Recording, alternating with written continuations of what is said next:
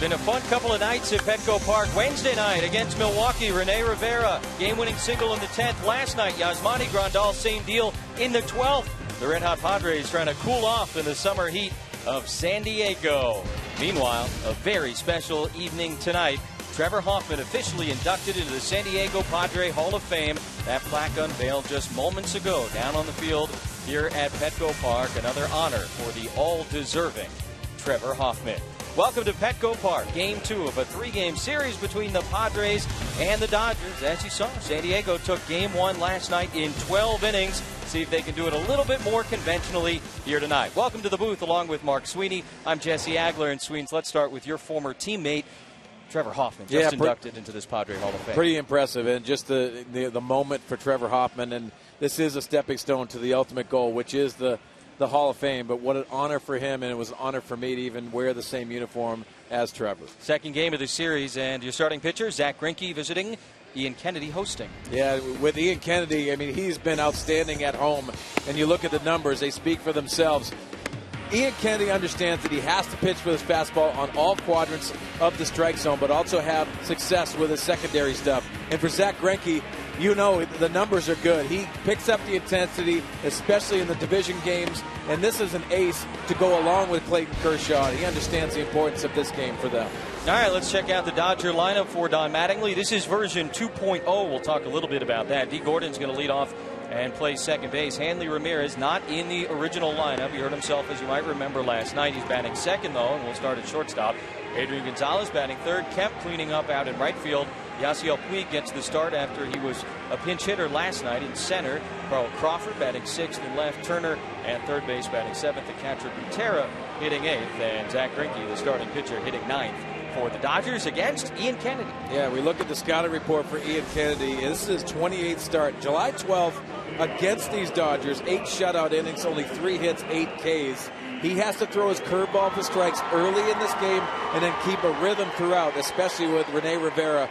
That's a key for Ian Kennedy to go deep in this ball game. All right, so Ian Kennedy and Zach Greinke on a Saturday night in San Diego. Trevor Hoffman night, a really, really special start to this evening as you take a look at the conditions for tonight's game. Hey, that's picture perfect, man. 77 degrees, sun is out, and we're getting started right on time after the ceremony. First pitch to D. Gordon is a fastball from Kennedy for a called strike, and we're underway. Gordon in last night's ball game, a little bit rough. 0 for 6, a couple of strikeouts. Pushes that one to third base. That's Solarte. Got him! Jan Hervis Solarte. One of the new Padres getting it done with the glove over at third base. Well, I got to be honest with you, Jesse. When he put this bunt down, I did not think he had an opportunity to get D. Gordon, the speedy D. Gordon, out of the box. This is a perfect bunt. And you can see Solarte full speed and on a rhythm. Perfect play. You can see just taking that one step and firing a bullet over to Grandal. What a nice play. Yeah, that's as close as it gets over there. And obviously Gordon maybe as fast as it gets in the National League. 58 steals. That leads all of baseball. Forget the National League. So Gordon is retired for the first out. And here's Hanley Ramirez, a guy we didn't think we were going to see tonight. Yeah, and he went out of the game because he slipped on first base last night. First pitch swing into shortstop, Alexi Amarista, and quickly 2 away. We'll set the Padre defense for you. It's brought to you by the Aramco Group. You've already seen the left side of the infield getting it done. Solarte at third base, Amarista at shortstop. Rest of the infield, Jerko at second, Grandal back at first, and Rene Rivera behind the plate. In the outfield, Seth Smith, Abraham Almonte, and Will Venable. Quick couple of outs for Ian Kennedy. 29-year-old making his 28th start of the season, 5th against the Dodgers. Plenty of familiarity as Adrian Gonzalez steps in. Yeah, I think that's what you battle if you're opposing hitters and then going against Kennedy so many times, trying to develop that plan of attack, and then Ian Kennedy countering that. Gonzalez last night 1 for 6. He had an infield single in his last at bat. Solarte comes in as a casual run to cover that bunt, but I don't think Adrian Gonzalez is bunting. First pitch to Ramirez, he grounded to short. That's the reason why I just wanted to show bunt.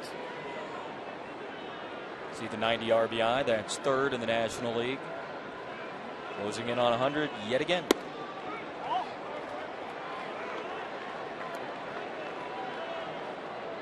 Ball 2. Says Todd Tishner. He's the home plate umpire.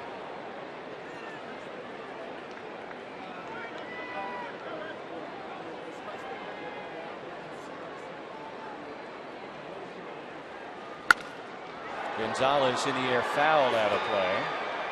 Keys to the game. Mark Sweeney, brought to you by your Honda dealers of San Diego County.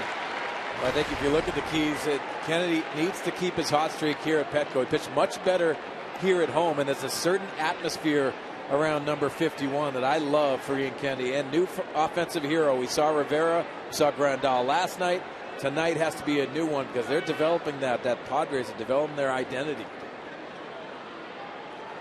2-1 to Gonzalez. Big swing and a miss.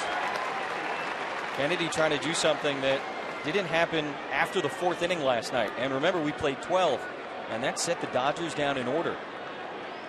The last time they were set down 1-2-3 in that game last night was the 4th inning when Andrew Kashner got Kemp, Crawford, and Ethier. They had at least one base runner every inning the rest of the way. But Padre bullpen did their job for the most part. The home run to tie it, but competitive evening here at Petco Park ended with Yasmani Grandal having some water dumped on his back. That's a good thing.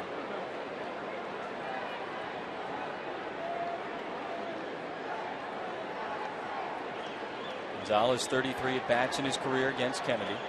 7 hits. 2-2. In the air to deep right center. Venable going back. Sun, Shea, now Almonte in center. Makes the catch, and how about that? The side is retired in order. We go to the bottom of the 1st at Petco.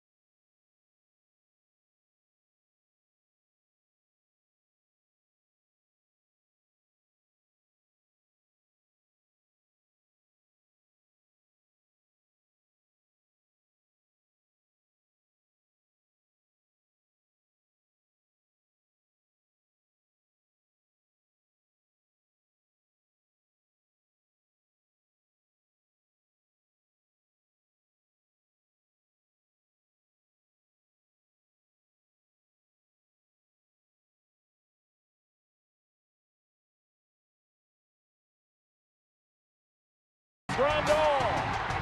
Padres win. Ground ball, base hit. Padres win it 3-2 in 12.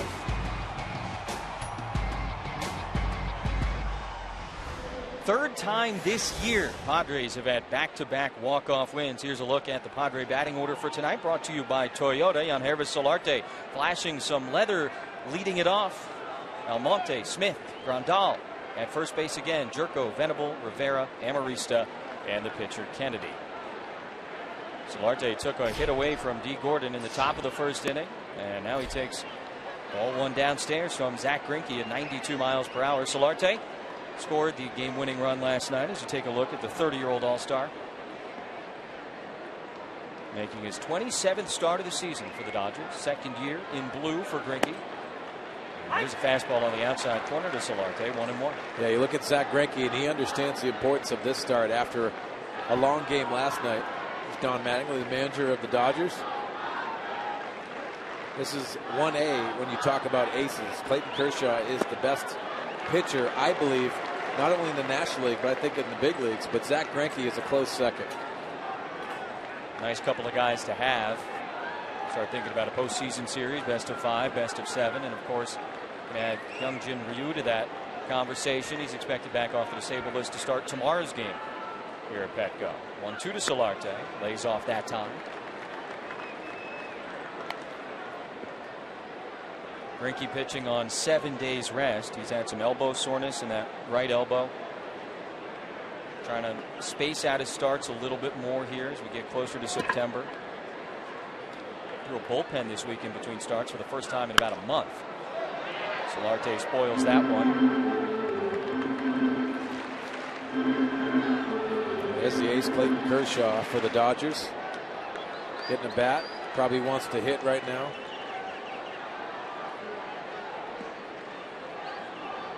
Change anything as a hitter facing a guy on 7 days rest? You know, it doesn't. You understand that you watch the video, you understand what they're trying to attack. There's a ground ball to second, and Gordon's got it on the big hop through the shadow, one away. Take a look at the rest of the Dodger defense. It is brought to you by Honda. Start on the infield. Justin Turner gets another start over at third base.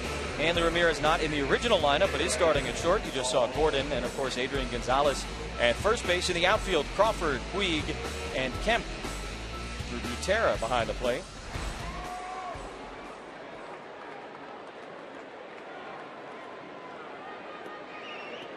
Abraham Almonte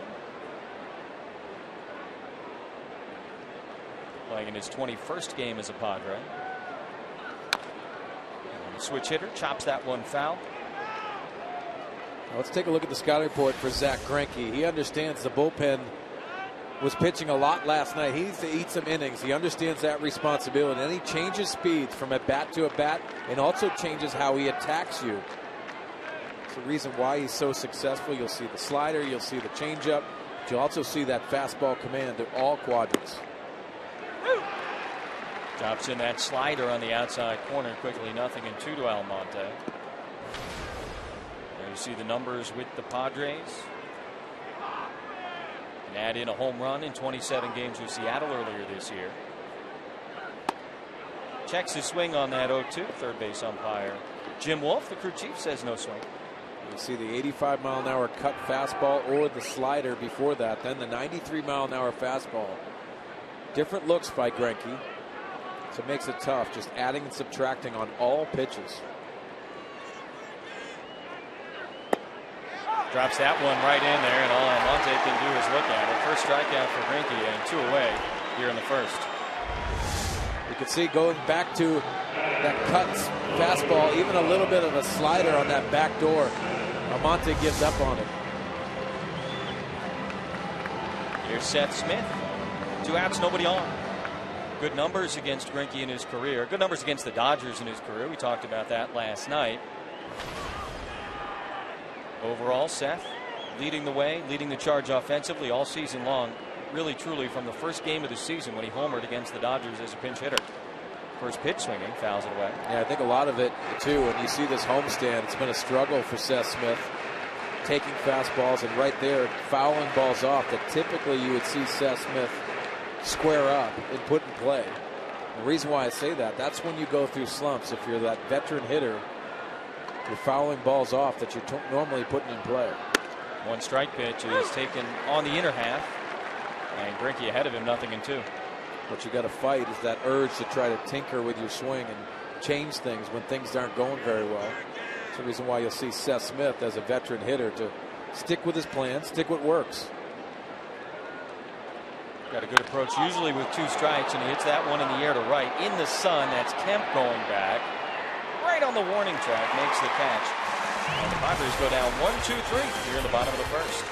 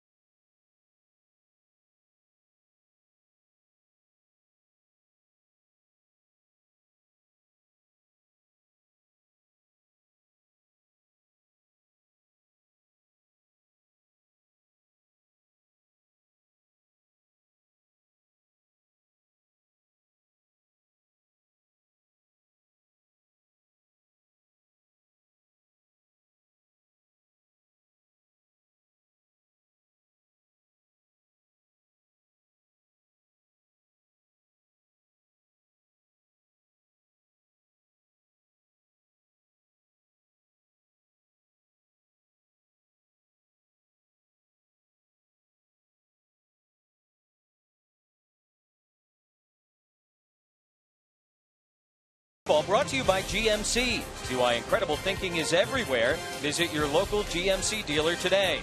By Petco, the power of together. By your San Diego Lexus dealer. And by Kaiser Permanente. Thrive. Start of the second inning at Petco Park. Fans continuing to come into the building. Parked at the park, nice and packed, and why not? 75, 76, 77 degrees. Late summer. What's up, guys? Ian Kennedy to face Matt Kemp, Yasiel Puig, and Carl Crawford here in the second. Trevor Hoffman joins us in the booth in the third, and Kemp goes fishing, comes up empty. Strike one. Last night, a rough one for Matt Kemp. 1 for 6 with 3 strikeouts. Those extra inning games provide all kinds of opportunities, but it can go both ways. It can go both ways. Good slider changeup combination for Ian Kennedy, attacking Matt Kemp early in this game. The one last night did extend the hitting streak to 6 games for Kemp. He's been much better since the All-Star game. But here he goes down on 3 straight. Kennedy gets him with a changeup. First strikeout of the night for Ian. We talked in our keys about staying in a rhythm, and this is exactly what I'm talking about, attacking. He took a 2-strike approach, and Matt Kemp right off the bat through the slider, through the changeup, and then went back to that changeup. Matt Kemp way in front on our Phantom Cam. Good arm speed by Ian Kennedy on that one. Nice tribute to Trevor Hoffman. Way out in front. And here's Yasiel Puig, center fielder, batting 5th. And in a big-time slump. Puig 0 for his last 19. His last hit came 10 days ago. That was against the Padres at Dodger Stadium. Well, you know, Jesse, you see early swings from Yasiel Puig, too. 23 years old, still learning this game, but has a lot of enthusiasm. If you can use that against him. Ian Kennedy knows how to pitch just barely off the plate. He can change different speeds like we talked about with Zach Greinke. These are 2 veteran pitchers locking horns tonight. He was scratched from the lineup last night. And as the 0-2 is tipped into the mitt. And Ian Kennedy with back-to-back strikeouts on just 6 pitches against Kemp and Puig to start it off here in the second. Well, this is an important at bat. The reason why, you talked about him struggling. You want to attack a hitter. You want to expose weaknesses and put thoughts in their head early in this game. Yeah, he's behind on that one.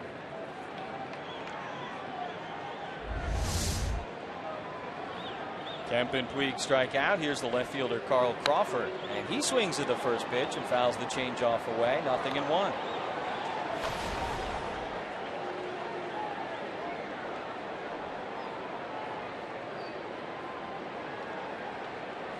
See the numbers for Crawford. Saw his batting average last night go from 271 to 266, where it's at.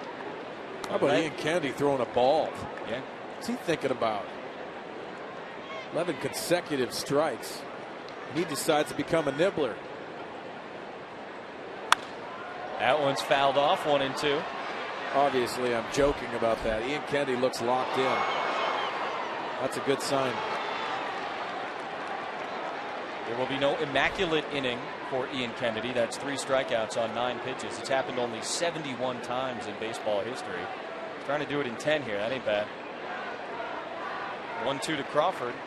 He does it. Ian Kennedy strikes out the side on 10 pitches. Go to the bottom half of inning number 2 at Petco. No score. First it was Kemp, then Puig, then Crawford.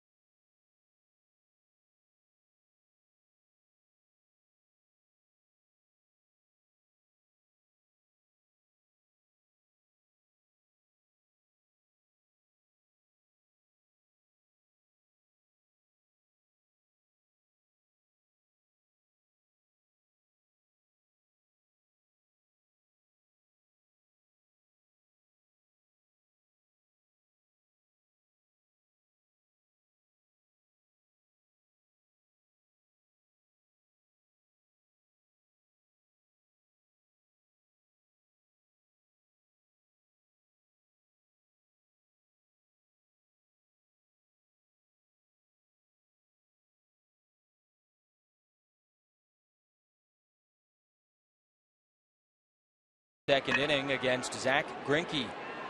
Dodgers and the Padres scoreless here in the bottom of the second inning. Trevor Hoffman going to join us in the booth coming up in the top of the third. Trevor inducted into the Padre Hall of Fame before tonight's game. Grandal, game-winning hit last night. Won it in the 12th. First career walk-off. Good feeling. Yeah, that had to be really good feeling. Rounding first base and seeing your teammates mob you, drench you with bottles of water, try to rip that jersey off. Swings over that one, 1-1. Well, so many times, Jesse, you build your identity and you hope that a club builds their identity early in the season with walk-off wins. But last night, and the way this team has been playing after the All-Star break, it's been outstanding, and they are building that identity. Now they believe they can win late.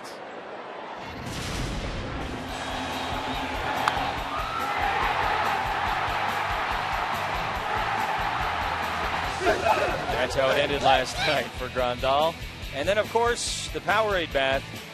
Kate did an excellent job getting out of the way. Yeah, that's not an ice bucket challenge either. No. It's a Gatorade challenge. 1-2 to Grandal. Checks his swing. The appeal, no swing. It's always tough when they appeal and the ball gets away. As a batter, you're kind of stuck for a moment. Yeah, you're stuck, and that's the reason why you'll see umpires, and good job by Todd Tishner doing that, asking early, because they'll give you that early sign, because if it is in the dirt, you are able to run to first base. Stands his ball 2 to Grandal. Greinke and Butera trying to get on the same page. Strike 3. Second strikeout for Zach Greinke. Time now for you to tweet your photo using the hashtag SDFanPhoto for a chance to have it shown in our broadcast. It's brought to you by AT&T. Hashtag SDFanPhoto. Had a good one last night, the Buddy Black selfie. That's right. Bud Black just giving back to the community the way he does. He was very happy today about that win last night. It was very important for them to just battle that. You think about it, 12 innings and coming up with a victory is so important for your club. The morale, using your bullpen the way he did last night, and also manipulating his roster. I love the National League style because of games just like that last night. Jed Jerko at the plate now with a 2-0 count, and it's fun as a fan or a talk show host around town. You get to second guess all those big decisions, whether they be Buddy's or Don Mattingly's on the other side. And part of what makes baseball so great, those conversations around the water cooler, on Twitter, wherever. Yes. Jerko holds off there. Now 3 balls and no strikes from Greinke.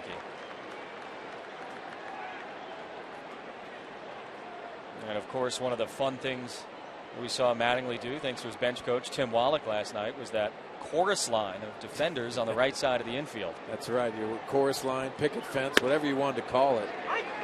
But it was very, very important to a situation with Seth Smith up, and they had to cover all spots on that right side of the infield. And having 4 infielders, you ask everyone around baseball and around the ballpark, they've never seen that, including Vin Scully, who's seen a lot. He did chorus line. That's his line. We're giving him credit for it. Full count now to Jerko, because of course Vin came up with the best way to describe it.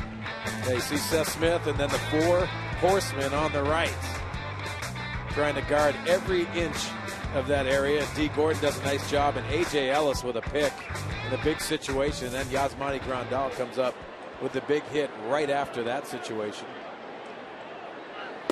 3-2 to Jerko. He's downstairs, ball 4. Yeah, don't underestimate the hustle factor there from Seth Smith, because obviously if he's thrown out, it's good night. And on to the 13th. Trevor Hoffman going to join us in the booth. Top of the 3rd inning. Some career records here with the Padres. I mean, you don't even know where to start. I guess with the saves. Yeah, you go with the saves, but you also, if you've been in the same uniform as him, you go to the personality and what he meant to you as an individual and also as a teammate. Number 51, there's so many great things you can say about him, and obviously his stats indicate the level of player he was. Venable first pitch swing in. Gonzalez to short for 1. Ramirez, Greinke covers, double play. Nicely done by the Dodgers defensively, and the quick double play erases the base runner. and we'll go to the third inning, which means here in the booth it's Trevor time. Trevor Hoffman will join us coming up.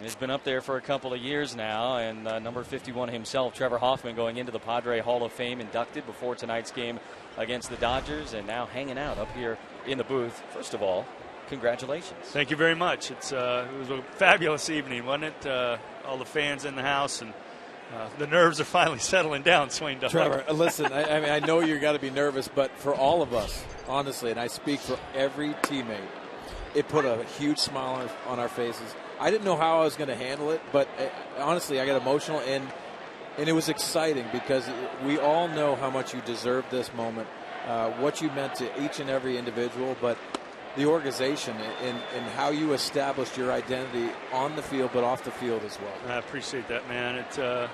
I'm proud to be a Padres. We'll take a line out of Teague Wynn.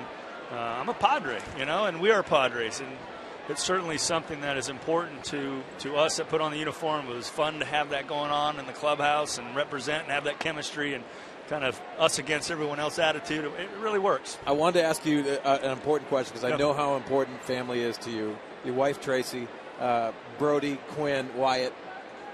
What was it like for them today, and what message did they leave Dad coming to the park today? Because I know how important they are to you. Yeah, Quinn was chomping at the bit to be able to come in, as usual with Dad.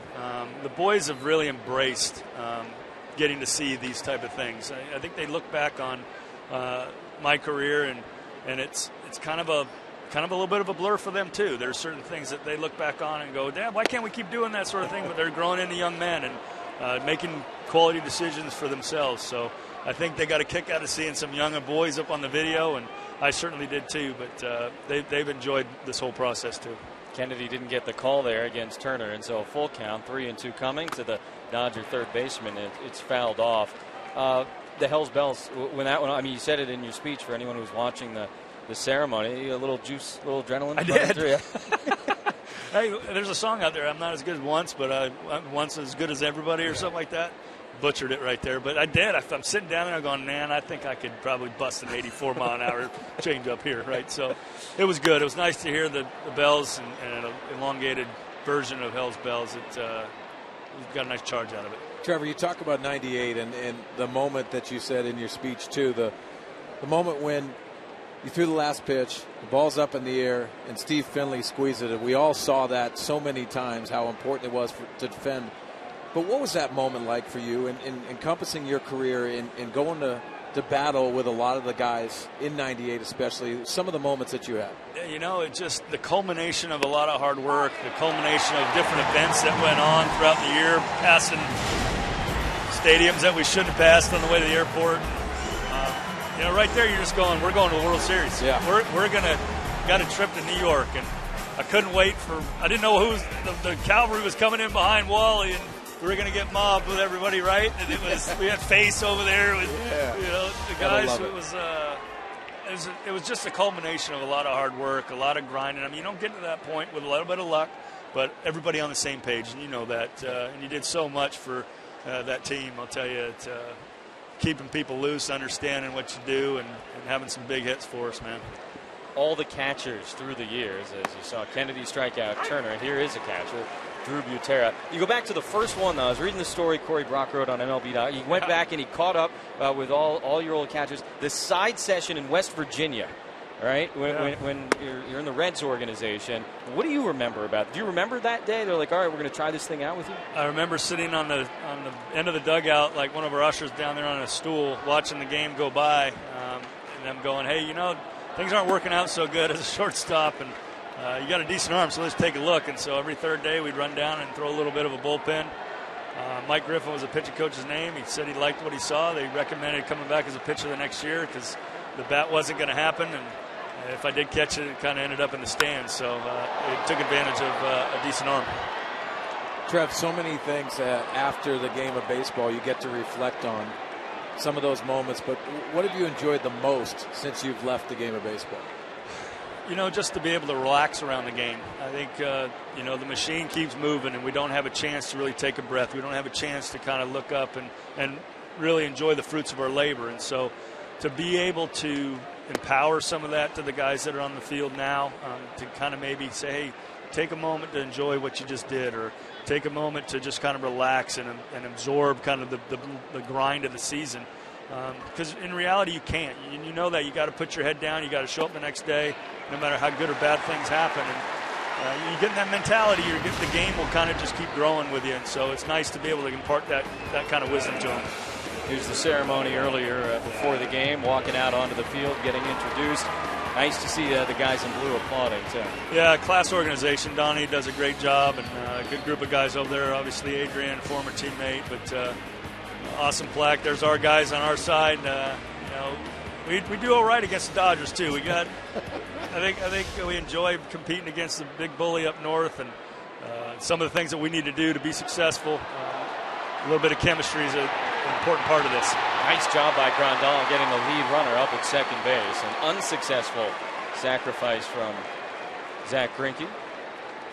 Trevor, the one thing that I want to ask you too, and I know that your brothers and your family instilled the respect of the game, and I think that was something that we as teammates took from you. But the respect around the game of baseball for you speaks volumes. It's not only your teammates, but it is around baseball and how you went about your business, how you went after you were successful in the game. Speak to that and what that meant to you in regards to your going against people. You know, I was real fortunate to have a bird's eye view of what it was going to be like with Glenn. You know, him leaving the house at 17 years old to go play for the Boston Red Sox, big leagues by 21. Had a chance to see the pressures that were going to be placed upon you. And so to understand that the people you see on the way up are the same people you see on the way down, the people that are working daily and hard to be a part of this great game, whether it's the ushers, the vendors, the people in the clubhouse, all of that makes this world go round that we play in. And to be able to shake a hand and say thank you to each and every one of us is very important. Almonte squeezes it, and his side is retired. Another strikeout for Ian Kennedy, and he gets out of trouble here in the third. Trevor, congratulations again. Thanks for much. coming by. I really appreciate it. Enjoy your night. It's going to be fun. Thank Proud you. of you, man. Love Thanks, you. Skip, man. That's Appreciate number it. 51, Trevor Hoffman.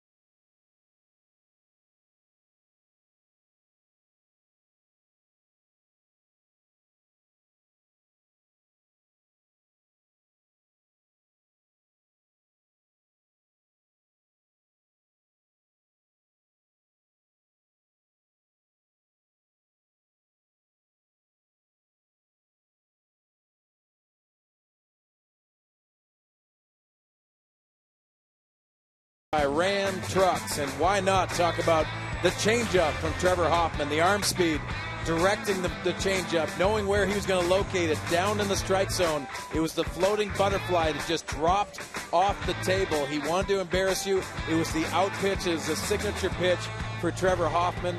What an outstanding teammate, but the stuff was embarrassing at times if you were the opposition. You played with him and you talked to guys that did. As good a guy as he was a pitcher, as a Hall of Fame pitcher. I think that has a lot to do with it, and it's more important to me to talk about Trevor off the field and the way he was as a teammate than it was to talk about the numbers. The numbers speak for themselves. And I love what Mark Kotze said in our pregame. It's about longevity and how he went about his business. First class in all facets. Bottom third of the order against Zach Greinke here in a scoreless game. Bottom of the third, Rene Rivera to be followed by Amarista and Kennedy. And Rene, first pitch swinging into the left field corner. That's a fair ball. Going to rattle around down there. And Rene's headed towards second base. Stand-up double to lead the inning off for Rivera. 13th two-base hit of the season. And the Padres are in business here in the third. Oh, Rene Rivera, you are swinging a hot bat. And even when he gets out front, as you can see on our Phantom Cam, things are going very well for Rene Rivera. He is getting his foot down early. You see the bat path through the strike zone and continuing through the zone. That means you're using your lower half very well. And Rene Rivera is hot. Great leadoff double for the Pods. Crawford had a little bit of trouble digging it out there, but Rivera was into second base easily. Nice way to start the inning. He and Grandal both getting it done, as is this guy, Alexi Amarista. Good situation here. Runner on second, nobody out. Amarista last night, 2 for 5 with an RBI. Starting for the 18th time in the last 19 games at shortstop. Everett Cabrera trying to come back from that hamstring injury. Looks like Lake Elsinore probably in his near future. On a big hop to Gonzalez, and Adrian gets the out. Runner goes to third. Jesse, you got to do the little things, especially it's very difficult in the 8th place of the order. Alexi Amarista does fundamentally sound baseball right here. Moving the runner Rene Rivera over to third base, making it a lot easier for Ian Kennedy to try to drive him in. A couple of options for Ian. Talk about our love for National League Baseball. Another reason why right here. Infield's going to come in last night when the Padres were threatening early. Mattingly left him back. Not so tonight. Padres in that 12-inning game struggled with runners in scoring position. Just 2 for 10. Chopper foul, 0-1. Yeah, first pitch slider from Zach Greinke to Ian Kennedy. Home run came this season, as did 4 of the RBI. Greinke, pretty good hitter in his own right, won the Silver Slugger last year in the National League. Rivera leadoff double, goes to third on the ground out. And now his battery mate trying to bring him home. Good eye, 1-1. A lot of it for the Padres trying to attack Zach Greinke is staying in the strike zone. You can see how he attacks. He likes to show the appearance of that strike, but a lot of his pitches go out of the strike zone. You have to see it as long as you can.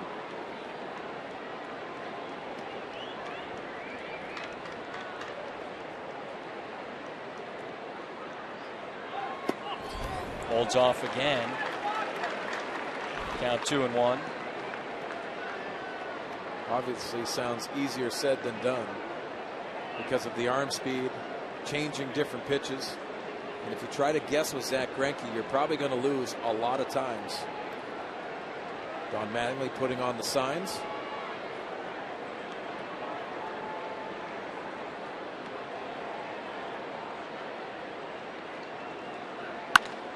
That's in the air to right center field. It's going to get the run home, and it's going to do some more than that. It's over everybody. Puig was playing very shallow. Rivera comes in to score, and Kennedy cruises into second base. His 8th career double, and it's 1-0 Padres in the third. Well, Jesse, we talked about Alexi Amarista doing the fundamentals previously, and it puts him in a better situation. You look for a ball up, That's exactly what Ian Kennedy does. This is a hanging slider. And on our Phantom Cam, what a beautiful swing. Mark Grant would love this. He always talks about the pitchers being the best athletes on the field. Well, I'll agree with him right there. I'll disagree with him every other point. Big smile for Ian Kennedy, helping his own cause. Turns the order over, and Solarte with a runner on second, and of course still just one away. Doing a good job in these situations.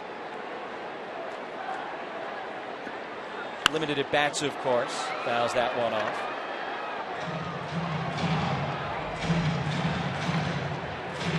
Solarte scored the game-winning run last night in the 12th inning. Starting for the 33rd time in 35 games since being acquired. Part of the spark, part of the energy that this Padre team has had in the second half of the season. Jesse, talking about energy, what a great feeling in the stadium tonight. Second to last home weekend of the 2014 season. If you can believe it, only one more weekend series. That's next month against the Giants. And yeah, from behind home plate out to the park at the park, this place is jammed for a baseball night in San Diego, and so far so good. Ian Kennedy, an RBI double, has also struck out 4 guys in just 3 innings. 2-strike pitch to Solarte. Just misses, 1-2. You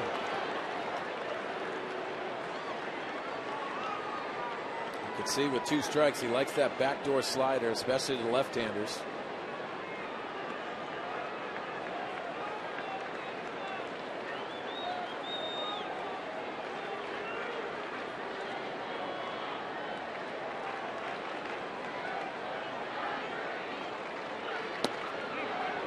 Nice job holding off. Padres have had a good eye against Greinke at times tonight as he continues to try and get them to chase that pitch. Yeah, Jesse, you look at the All-Star break, and after the All-Star break, I really think the Padres have grinded out at bats.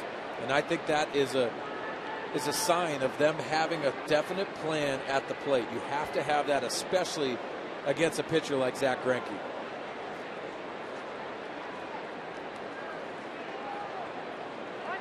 Solarte grows impatient with the amount of time that Greinke and Buter are taking to get hooked up.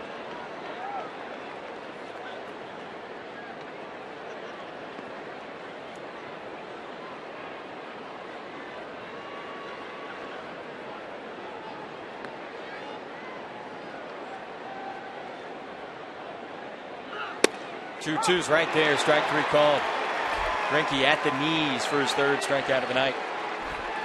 Speaking of strikeouts, time for the Saquon Casino Daycation stat of the game. Boy, talk about a bunch of guys on the leaderboard in this series. Most strikeouts in the National League. Clayton Kershaw 3rd. Tyson Ross, Ian Kennedy, Zach Greinke all up there.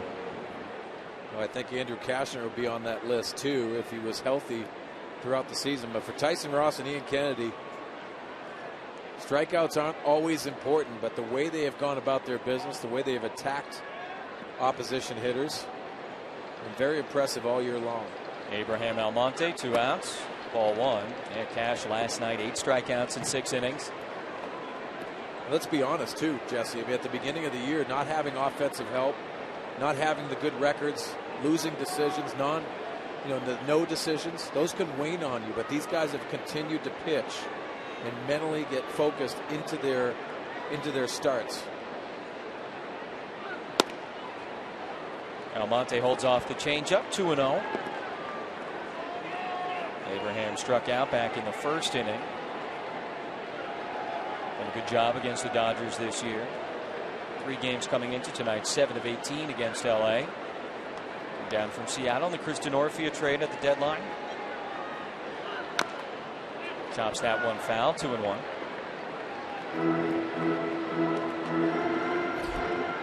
Cash on the left, Carlos Quentin on the right. Last year, of course, early on in the season. Quentin and Greinke.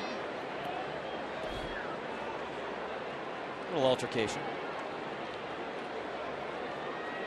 Greinke, a Cy Young Award winner back in 2009 with Kansas City in the American League. 16-8 that year with a 2.16 ERA. bounced around quite a bit. And now 3-1 as he comes up and into Almonte.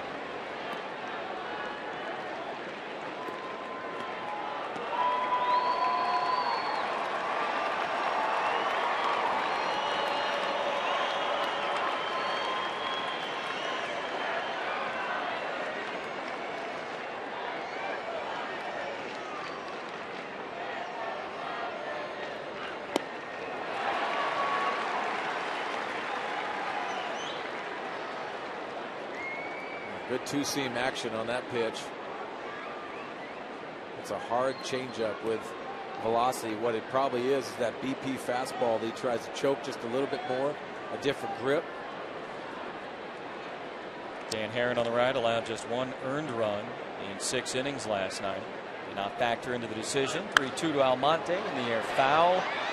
Out of play. Turner gives it a look. Some funky shadows here with the 5:40, 5:45 start late in the summer. Mostly out of the way now.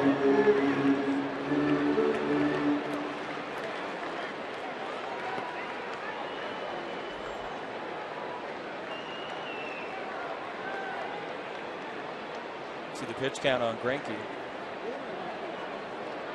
A little bit high considering we're in the bottom of the 3rd.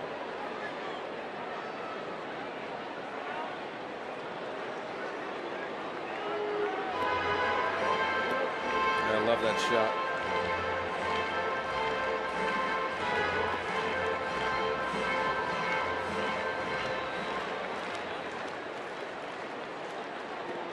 Glenn Hoffman coaching at 3rd. Got to see little brother inducted into the Padre Hall of Fame prior to tonight's game. That'd be a proud moment for both of them, both the Hoffman brothers.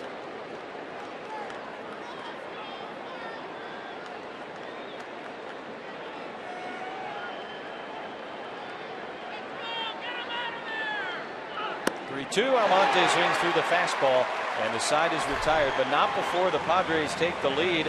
How'd they do that? How about the pitcher, Ian Kennedy, an RBI double against Zach Greinke to bring home Rene Rivera, and puts the Padres on top 1-0 as we head to the 4th downtown.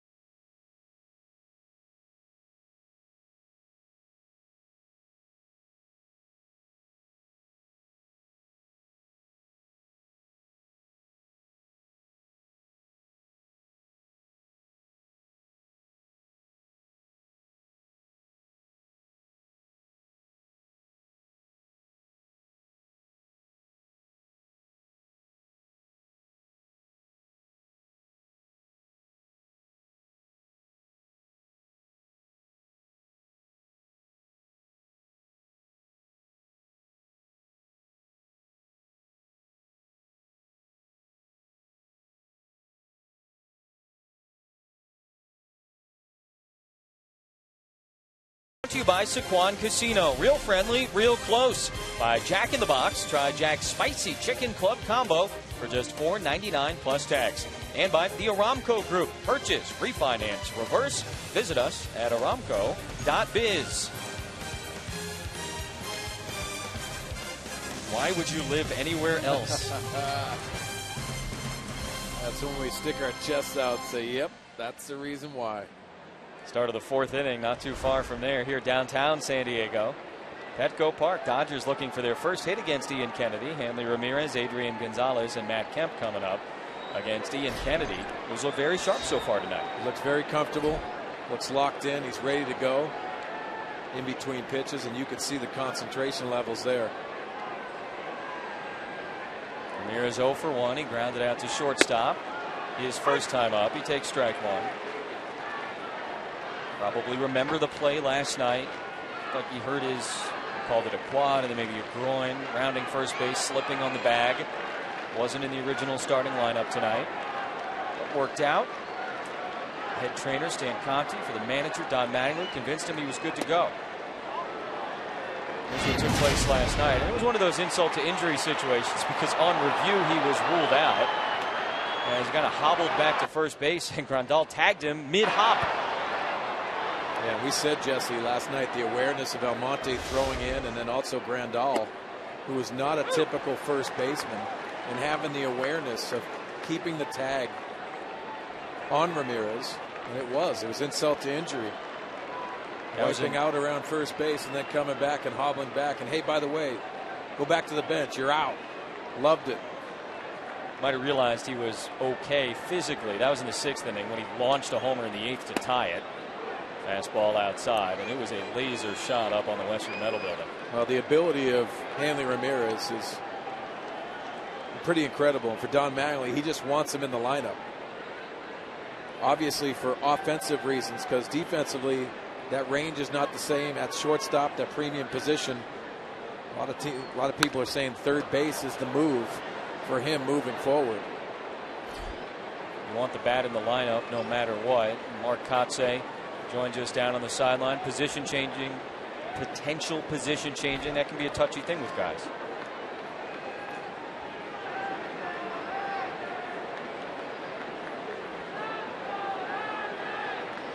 2-2 coming to Ramirez.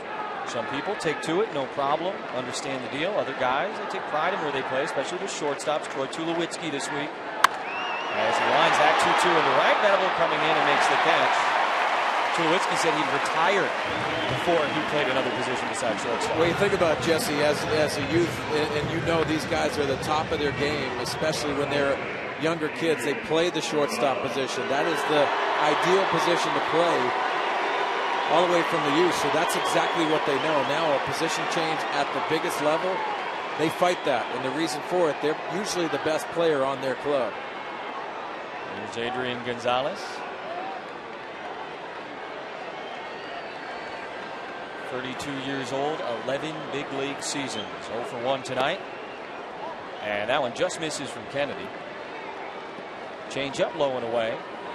Mark Kotze, we were talking about the sensitivity that can exist when you ask a guy to change positions.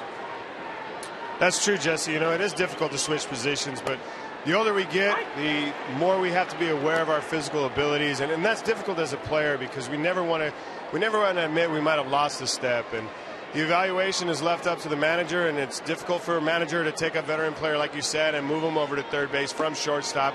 The attention is on the shortstop. It's not necessarily put on the third baseman, but it could be a great career change, and it's got to be one that's accepted. You've got to be able to communicate it as a manager that you're doing what's best for him as a player, for his future, for his longevity in the game. Yeah, that's such a great point by Kotzen. Listen, you have to be a good self-evaluator if you're a guy at this level. You look at the New York Yankees, and yes, Derek Jeter has done everything in that uniform for 20 years. But would they have a benefit to having a better defender at shortstop for the whole year? Well, they couldn't move him, and you saw the Yankees have had a mediocre year, to say the least. Not saying that's the reason, but you have to evaluate, and what Mark Kotze talks about is having communication between the manager, your front office, and moving forward what's the best for this club. Don Mattingly understands that. He needs to win. It's all about wins and losses at this level. 3-2 to Gonzalez is high as Kennedy loses him. 1 out walk, and a pretty good battle there between Kennedy and Adrian Gonzalez. Let's take a look at how Ian Kennedy attacks Adrian Gonzalez. The first pitch is a changeup, and I thought was a strike, a little bit down in the zone. Comes back with a good fastball and gets even in the count.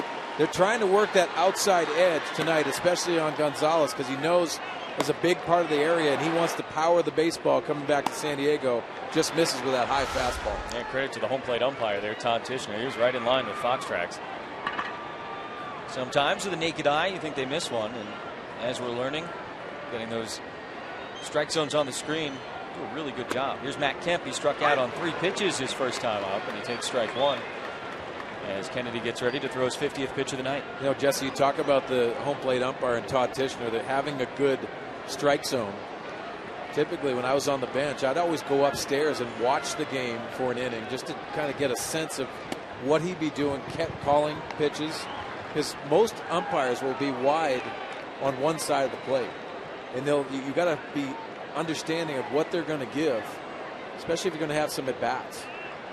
And I think look at Jim Wolf last night, the home plate umpire. He did a fabulous job with his consistency, and I think Todd Tishner, beginning of this game, has as well. Gets a call there, 1-2.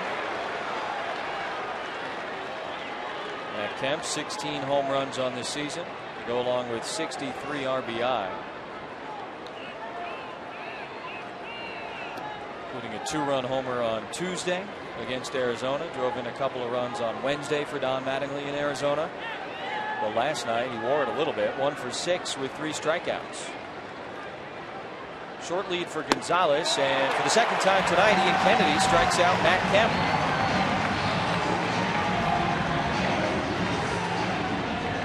Well, he didn't like the pitch previous, and then he throws the changeup right off of that fastball. What a beautiful pitch. And our Phantom Cam, that barrel is above the baseball.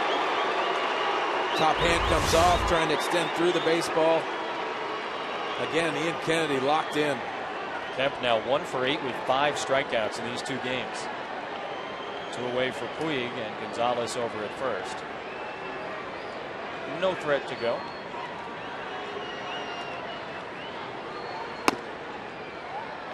Fastball wide, 1-0. Who says we only talk about the umpires when they mess up, huh? Now it's a tough job, and you understand when you're at home and you're seeing certain pitches, as we see Jim Wolf, the crew chief, Todd Tishner, the home plate umpire. Guys do a great job, and now they're subject to instant replay. Big swing and a miss from Puig, 1-1. Now think about going to your job and saying, hey, listen, I want to review what you're doing right now, and I'm going to have a video, and I'm going to basically look you up and down, see if you're doing the job right. Well, they take offense to that. They take a lot of pride in their job. Not saying every single one of them is great at their job. There's varying degrees of success with these umpires as well. 1-2 to Puig. He was part of that 10-pitch inning back in the second for Kennedy. He struck out Kemp, Puig, and Crawford, needing just 1 extra pitch. It was a ball to Crawford.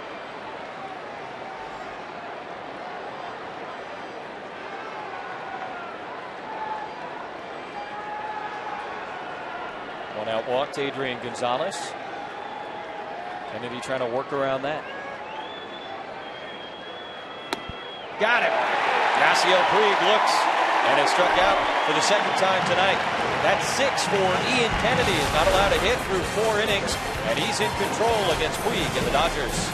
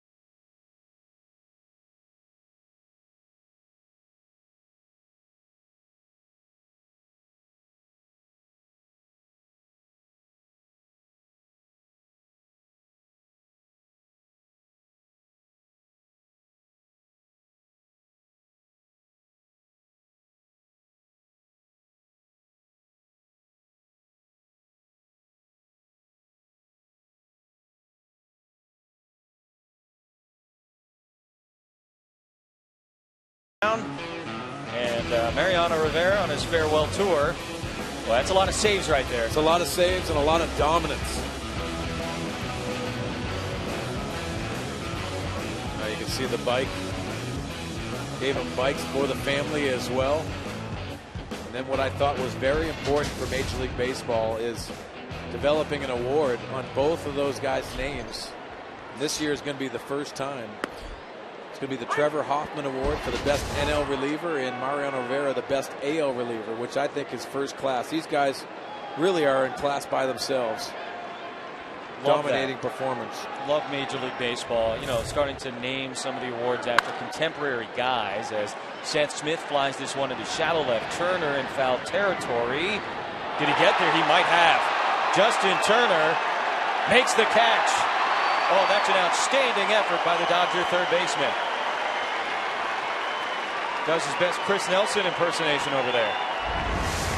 We look how far he goes, and that's because they're on that pull mode with Seth Smith, and he lays out, actually slips before he goes into the stands. The concentration level that you have to have. You got to fight fans. Then right at that knee level, those pads are right there, selling out for his club.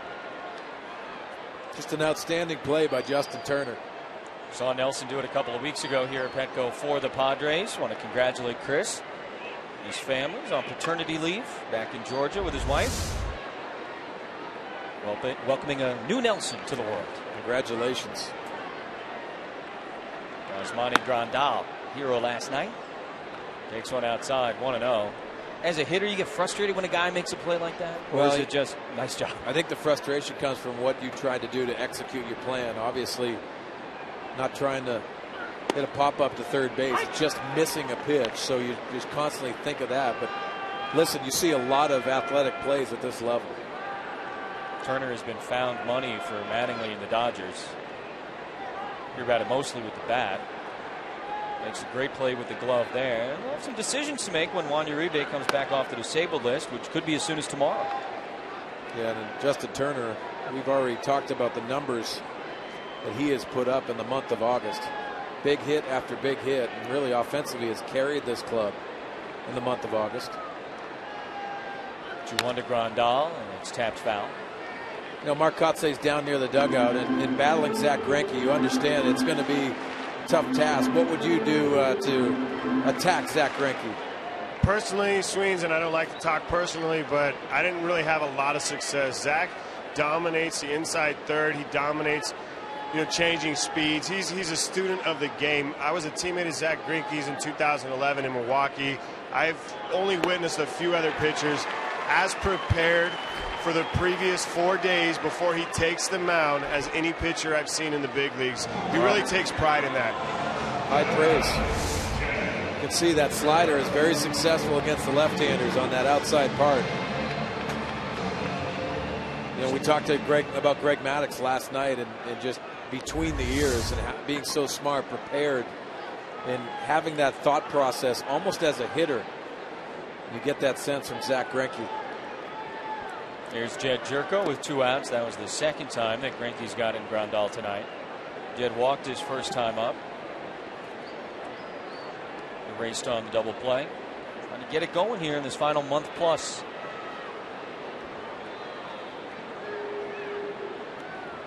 Ending on a high note would be good on an individual level for a lot of guys, of course, and on a team level as well. As he lifts that one in the air to shallow right. Kemp coming in, Gordon going out.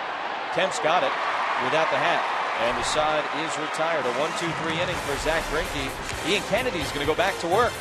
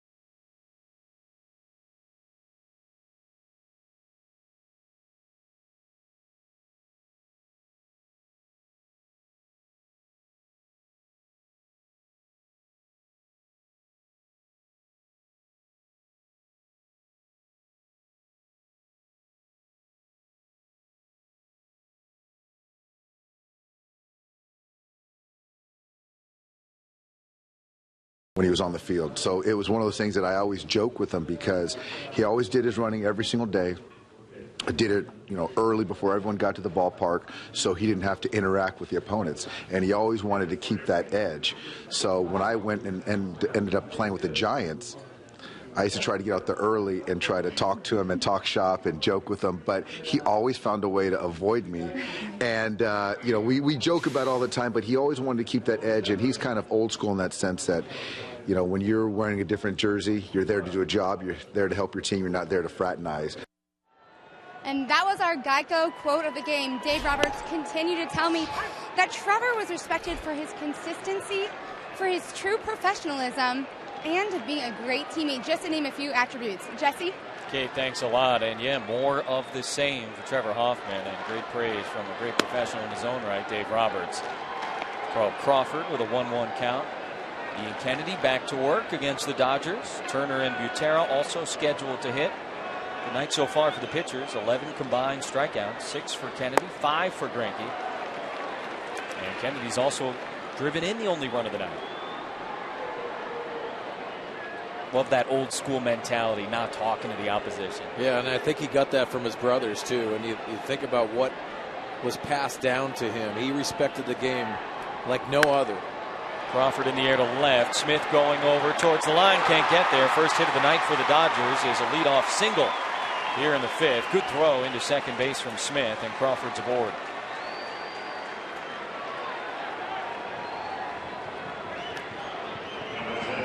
Crawford not the speed threat he once was. Still has 20 stolen bases this year, but just a long single here. Yeah, he lets the ball travel and he just slices it down the left field line. But what I love about Seth Smith, he gets that first break and he hustles down that line and keeps it only to a single. Keeps that double play in order. Crawford 20 for 25 in the stolen base department. 10th in the National League in steals. Turner did it with the glove last inning. Now going to try and do it at the plate. He's 0 for 1 with his strikeout so far against Kennedy. And you better believe they'll pay attention to Carl Crawford over there.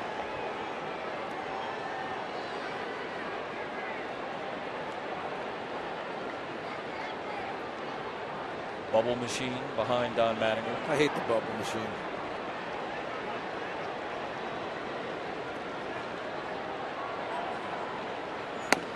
Big swing and a miss. Did I say that out loud? It's my inner monologue. I do. I hate that bubble machine. Yeah, use it after home runs and walk-offs. Major League Baseball tried to shut it down once or twice. Hey, listen, I've done a lot of stupid stuff when I was down near the dugout. Listen, you have to have a chemistry, and they're having a lot of fun. There it is. How to knock that thing down. It's a different one than last night. They've got like 10 different ones at this point that keep breaking. Bubble Fantasia. Listen, you play 162 games, you're going to come up with quirky things. Now, I've gone with a rally squirrel. I've done all kinds of different things to kind of bond a team and have fun. Because you have to have fun in this game. And it's the ultimate level, and you're competing. Another check on Crawford. Mark Kotze down near the dugout. You understand there's a lot of things that involve that you got to have fun with this game, aren't there? That's not fair, Swains, to throw that type of question down to me. You know that. You know the last couple of years in the game, you don't play every day, and you got a lot of time on your hands, so you come up with certain things. And I guess just to kind of throw it out there, there were a couple times I was missing my sliders in my locker, and I always would go look for my sliders. Occasionally I'd end up in Bud Black's office, but most often or not, I'd find the equipment guys and just ask them if they'd seen my sliders. This game is so much fun. He's right. I mean, he played every day for a lot of years. Then he slipped into that pinch hitter's role. But I did it from day one. Think about how much time I had on my hands. 2-1 to Turner. Crawford faked like he was going. The pitch is fouled back to the screen. Yeah, last night, Hanley Ramirez set off the bubbles. Hate that bubble machine. I like how they dance, though. I actually enjoy that. But isn't that funny that Ramirez hurt his knee and he starts dancing? And then he starts tonight. Hate that bubble machine. pretty high tech looking when you consider it. Just had the little wand when I was a kid. Major League bubble machine. Crawford goes the 2-2 high outside. Throw to second, not in time. Carl Crawford steals his 21st base of the season.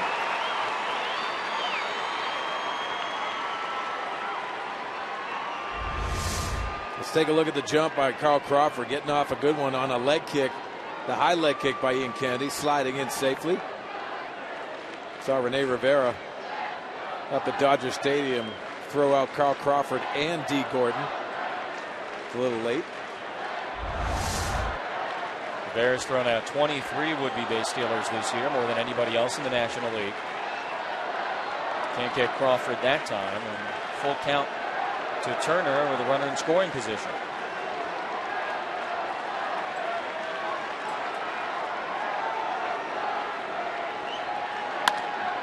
In the air, center field, not deep. Almonte lining up to throw as Crawford tags. And he's able to advance. One away. Well, Jesse, got to credit Carl Crawford for tagging on this play. Almonte with that fly ball. Sometimes as outfielders, you don't get behind it too far, and you give them the appearance that you're on your heels. That's the reason why you take that opportunity. He plays through it, but I think he could have taken another extra step and possibly having Crawford stay at second base. But to the benefit of the Dodgers, he's at third base with the tag.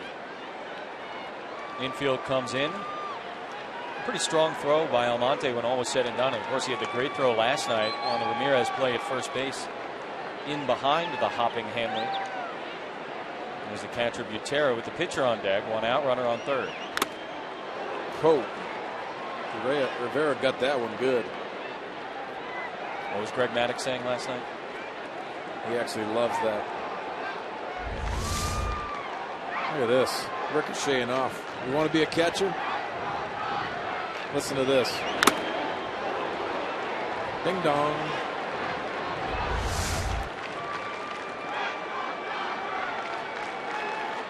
They're called the tools of ignorance for a reason.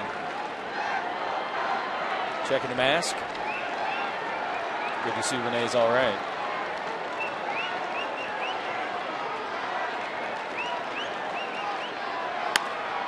In the air to left. Smith coming over. He's not going to get there, but it's a foul ball.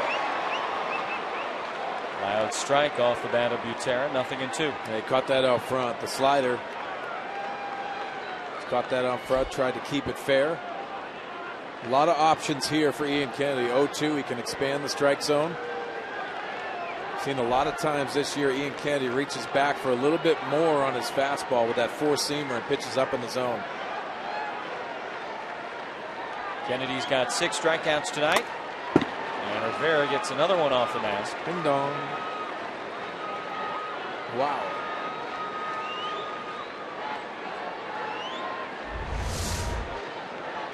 Two times in one at bat.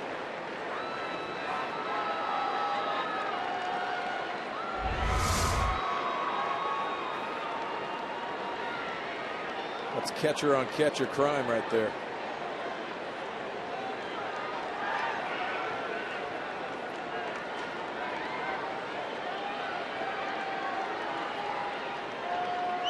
Oh, 2 to Butera. Strikeout number 7 for Ian Kennedy. Big out. That gets the pitcher to the plate. Jesse, talking about reaching back. Instead of going up, he works in underneath the hands. For Rene Rivera, after he gets 2 foul tips, take a look at his eyes. Yeah, I would squint too. Great pitch by Ian Kennedy. Greinke not an automatic out at the plate, but still Kennedy got to where he wanted to be in this situation. Last year he hit .328, won the Silver Slugger for pitchers in the National League.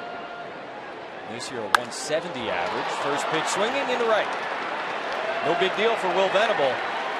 And Ian Kennedy works around the leadoff single to Carl Crawford. We go to the bottom of the 5th in San Diego.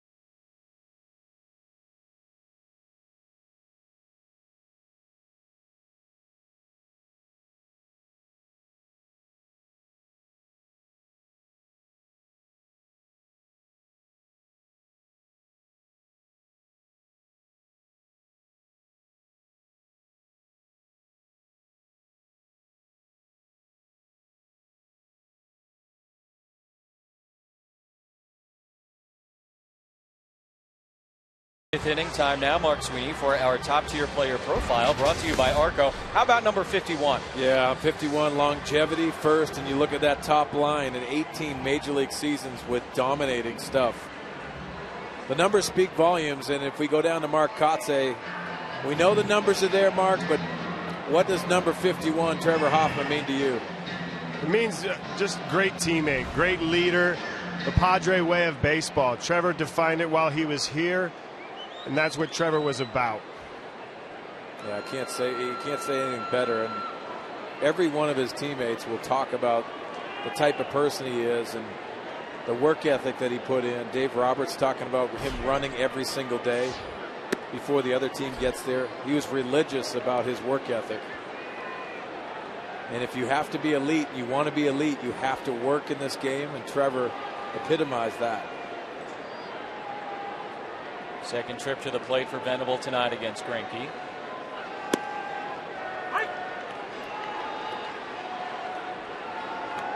You know, Jesse, there's elite players in the game that they have the presence and they walk around and you're like, you know, I don't want to talk to them. Trevor Hoffman always opened himself up to communicating with his teammates, being that normal guy.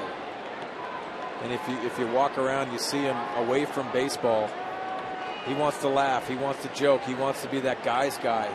It's exactly what you got 24/7 as a teammate. And it was pretty awesome and pretty special.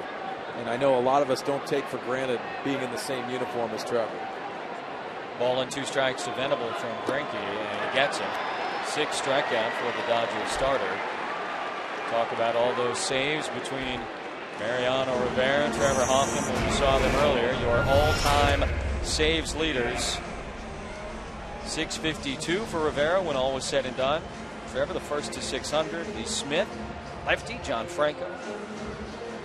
Yeah, impressive numbers, and you could see Mariano Rivera doing it on the main stage in New York. If you switch both of those roles for Trevor Hoffman, if he did it in New York, for example, I think he would try to sit there and really understand those numbers would probably pop a little bit more. And Trevor wanted to do it here. He embraced being in a Padre uniform and loved being in a Padre uniform. I thought it was strange being in Milwaukee uniform. Very strange for a lot of us. But man, what a career. And he deserves every accolade he gets from now on.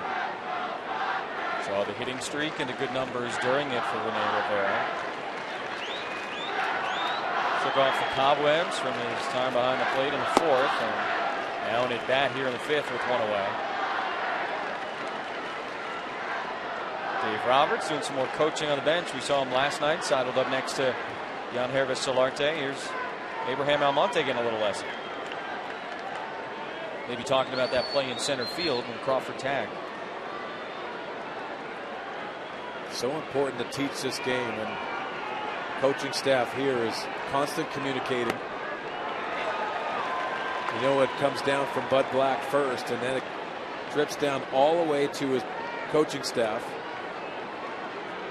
And you can see just playing behind that baseball, he's talking about that situation, and you know, if you lay back just a little bit, that gives that impression that you're able to tag, because that throw is going to be a little bit harder. Dave's done it. He's been out there, and he's an educator. That's the reason why he's the bench coach of the Padres. 1-2 to Rivera. He's in the dirt. Yeah, if you look at Almonte, and he plays behind it, but it actually takes his momentum back just a hair. And you see the strong throw. There's nothing wrong with the way he played it. Just it needed just an extra step, and sometimes that fly ball carries you a little bit deeper. And that conversation's over, and now education, you have to sponge every information you get from Dave Roberts and the coaching staff. A great look at the in-game teaching taking place. 2-2 to Rivera. Shot foul behind the plate. Rene doubled and scored. The only run of the game back in the 3rd. Led the inning off with a 2-bagger. Went to 3rd on a ground out by Amarista. And Ian Kennedy brought him home with a double of his own. Well, Mark Kotsay down near the dugout too, that instruction, and you were a veteran player that lent a lot of information to younger players too, but how important is that? It's really important, Sweens, and you know, we did an instructional on that last time. I think yes, we did. Actually had to run that, and Dave's exactly right. I don't know if it would have given Crawford an opportunity not to go there. I think Carl's an aggressive base runner, and I think the ball was deep enough, but it's definitely great to see Dave Roberts get over there with a young center fielder and just kind of reiterate the point. Hey, you got to get yourself behind that ball. You got to get your throwing hand on your glove side and come through and make a good throw. He did make a good throw, but as you guys said, he could have gotten behind the baseball a little bit better. Those little subtleties of playing the game, and can make all the difference in the world. Rivera strikes out looking. Here's Amarista as Greinke starts things off with a couple of strikeouts here in the fifth.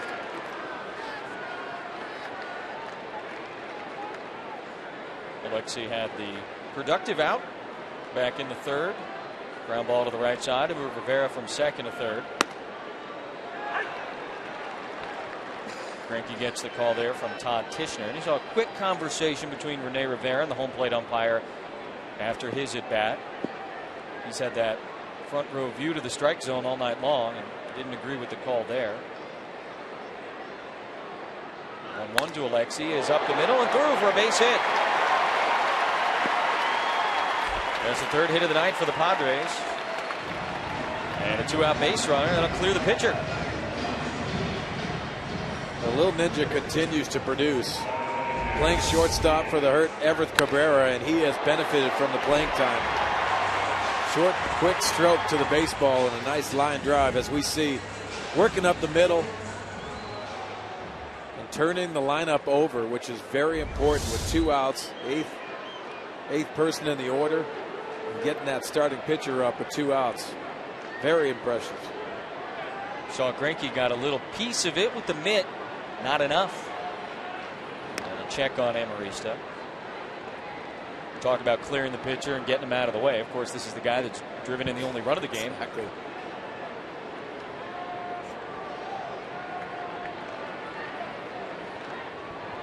Fifth RBI of the year for Ian Kennedy. 8th career double. Now he's back in the third. Takes a fastball strike there. 0-1.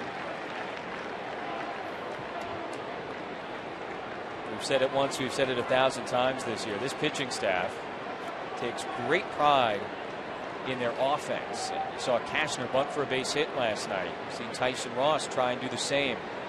Kennedy the double over Puig's head. 1-1.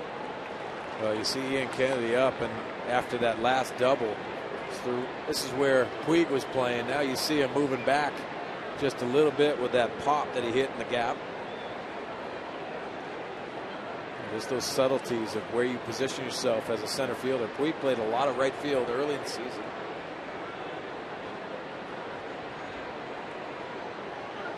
Kennedy the 1-1 on the ground to second base. Gordon goes the short way, and the side is retired. We'll head to the 6th. Padres still up 1-0.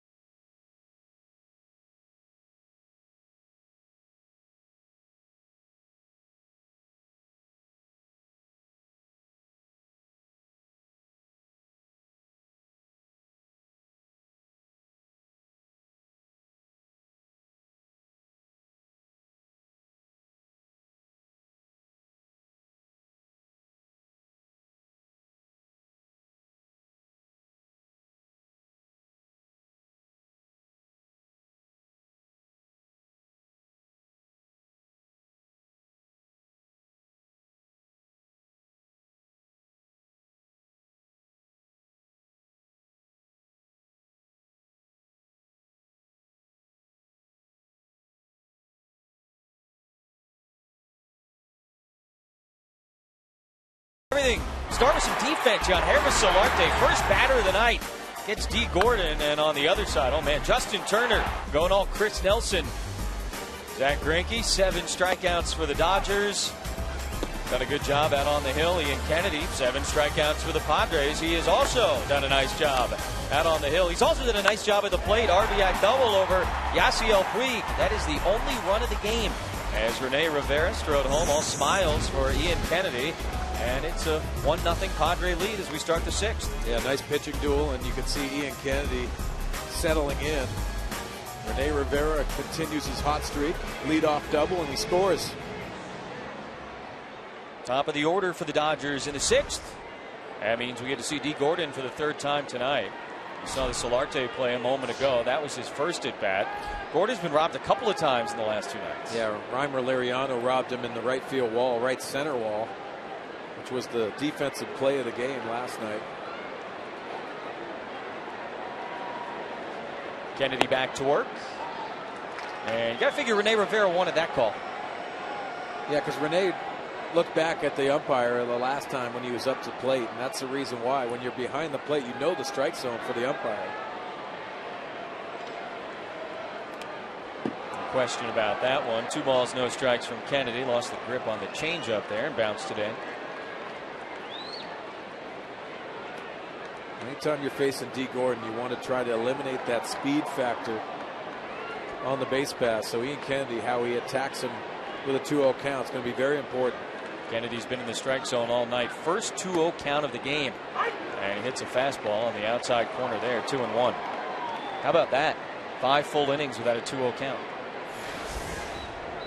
And look at the pitch arsenal tonight. Fastball heavy on the fastball, and you can see changeup success in the breaking ball. Gordon trying to bunt again, and it goes foul. And he might have got that off his top hand. See the phantom cam, and that those fingers are wrapped around, and maybe the vibration got his top finger just a little bit. That is not the way to do it at home. No, and when you wrap that hand around, watch those youngsters. If you're going to bunt, try to eliminate that. Over to first base. Yeah, that's no problem for Yasmani Grandal. He's looking better every single day over at first. Did a really nice job back in the 3rd inning on the bunt from Zach Greinke, getting the lead runner. Good job last night on that Ramirez hopping play. Nice job here. Well, with Yonder Alonso out because of injury, there's going to be opportunities over there to get at bats for first base. And Yasmani Grandal has looked very comfortable over there. Very good hands, and you heard Bud Black after last night's game commenting on his footwork. Pretty impressed. Mark Kotze, the ex-first baseman, not an easy position. We've seen some pretty good stuff from Grandal. We really have, and I'm actually impressed as well. You know, last year Yasmani didn't play first base. If he did, it was very, very limited. To make that transition, it's not an easy transition, as you said, Sweens. You and I both know that position requires a little more athleticism that the average fan would realize. And coming from center field and coming into first base for myself, the game changes, the speed of the game changes. I'm sure it's different when you're back there as a catcher receiving the ball. Now you're looking in and the ball's coming at you off the bat. It's got to be different. Yeah, very difficult. Can't just throw anyone over there. The footwork at first, catching different throws from the middle infielders. 15th start for Grandal at first base, 4th in a row, and that's part of what we're seeing. I think Bud Black understands the importance of having his bat in the lineup. Saw the big game-winning hit last night. Saw the home run in Arizona. You got to get that power bat, especially the left-handed side, in the lineup.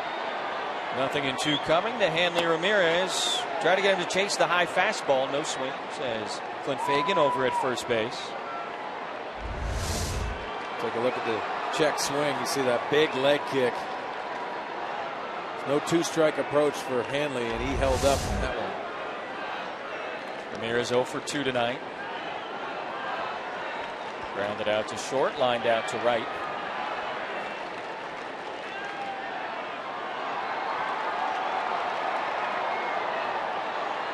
And the 80th pitch of the night for Ian Kennedy. We'll have to wait 1 moment.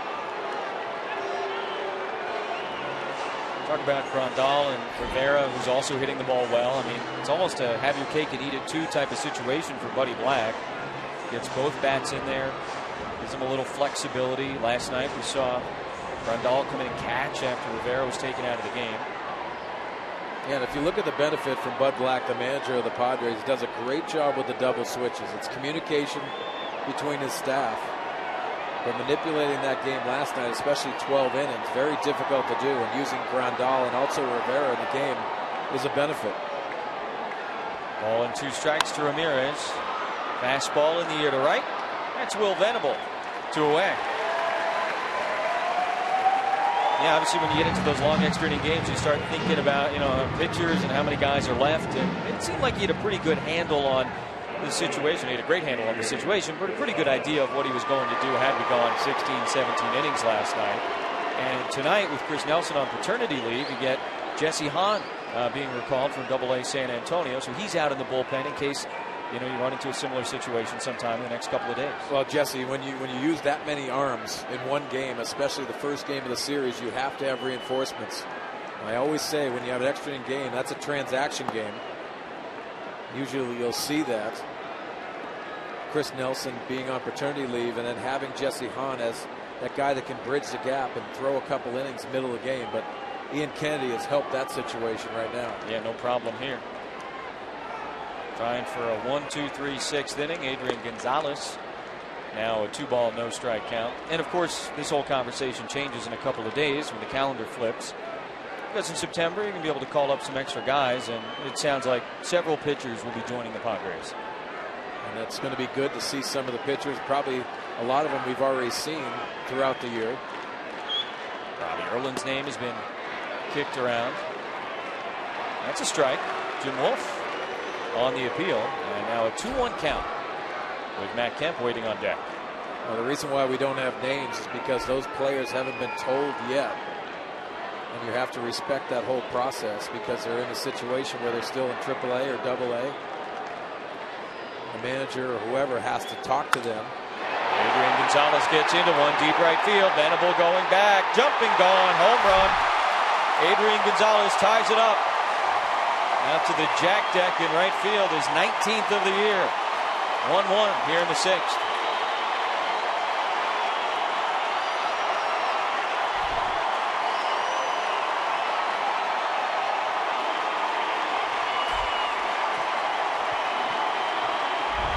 Padres tried to stay away as much as they could. This leaks over the middle of the plate.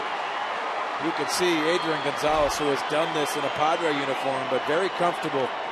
As our Phantom Cam shows, he squares up, and that is a beautiful swing from the left side.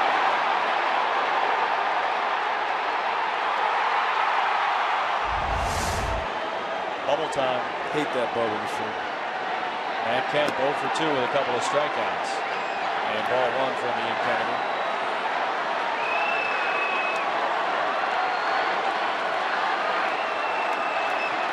I like how Brian Wilson wears the old satin starter jacket. Not even team issue. 2-0.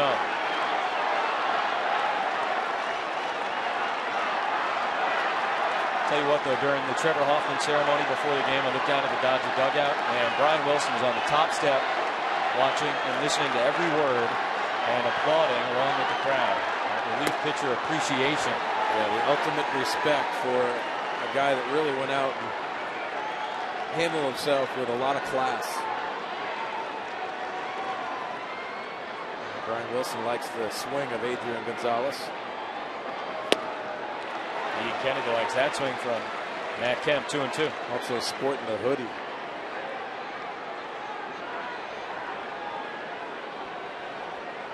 Both strikeouts swinging, one in the 2nd, one in the 4th. Tie game here in the 6th, 2-2. Fouled away. Not seen a lot of the curveball from Ian Kennedy tonight. No, the changeup has been very successful, and plus we saw from Ian Kennedy's arsenal, very aggressive with the fastball. It's really the only pitch he's missed with the fastball to Gonzalez. Pitched him away a lot, and that just leaked over the middle of the plate. 2-2 to Kemp, just a little bit outside. And the count runs full on the Dodger right fielder.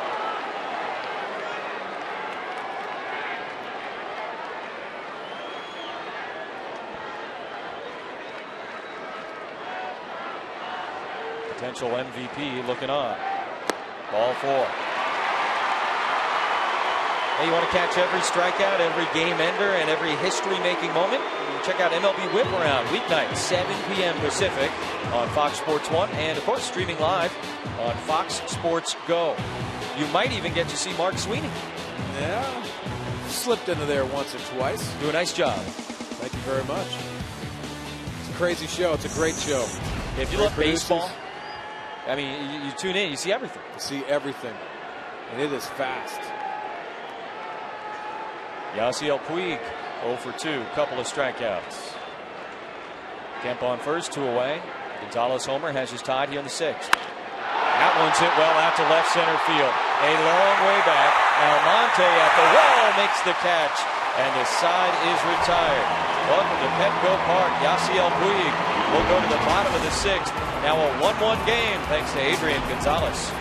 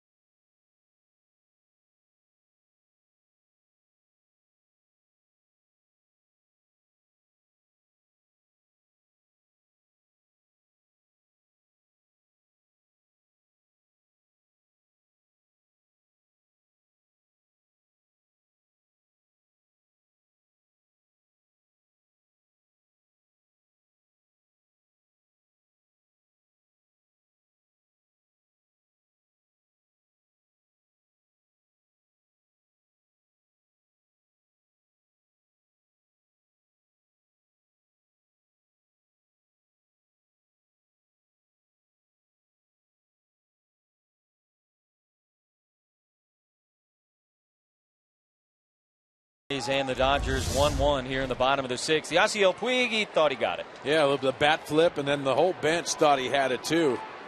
And by the way, Yasiel Puig, you've been Petco'd. Can't do a Dodger game without talking about some bat flipping as Almonte takes strike 1 from Greinke. He was not alone in thinking he got it. Yeah, I hate this. No bubbles. I hate that bubble machine. No bubbles. There's Solarte. Upstairs, 1-1. Jan Harris 0 for 2 with a strikeout so far out of the leadoff spot. Got to be honest, Jess. I thought we were going to see the bubble machine when I heard it.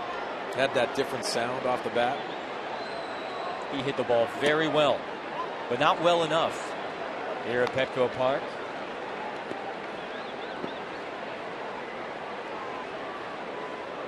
Like I said last night, answering back for the Padres is very important after the big home run by Gonzalez. 2-1 to Solarte, chopped over to first, and Adrian Gonzalez with the flip to Greinke, 1 away. We talked about it earlier. We've got it. The AT&T fan photo of the game. Tweet your photo to hashtag SDFanPhoto for a chance to be shown in an upcoming broadcast. It's brought to you by AT&T. Hector hanging out. Dodger Stadium? It's like Dodger Stadium to me. Wearing the gear on the road. We like it, Hector. Thanks for sending in, Hector. Send those photos in. Hat in the middle is the giveaway tonight.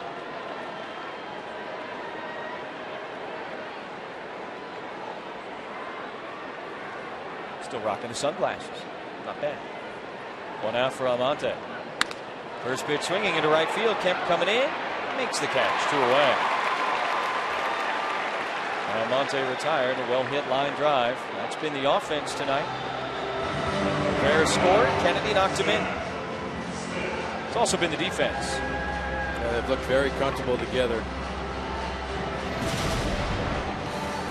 Some other opportunities earlier in this game. Seth Smith, who's coming to the plate, thought he had a strike here. Ended up with an out. Justin Turner with really an outstanding catch going into the first row behind third base.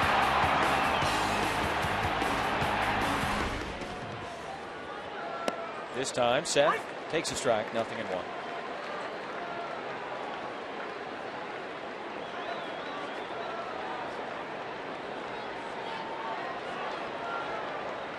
Smith trying to get the bat going again.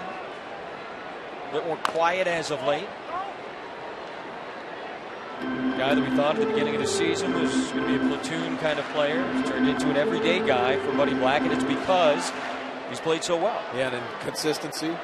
You look at Seth Smith, and the reason why they gave him another contract is because he has really benefited from being here in San Diego. He has not looked at it as a pitcher's ballpark. He has benefited here and swung the bat very, very well at Petco Park. Said he's always seen the ball well here. Now he's off the 0-2. You saw the ball well at Candlestick. Sometimes those things happen for guys. Different places will, and you can't really understand it. It's just where you see the ball very well, and it doesn't have everything to do with you swinging at it. It has everything to do with you staying in the strike zone or seeing the pitch out of a particular pitcher's hands. On the ground, deep to second. Gordon playing out shallow right field. It's a 1-2-3 inning for Zach Greinke. We're headed to the 7th at Petco, 1-1.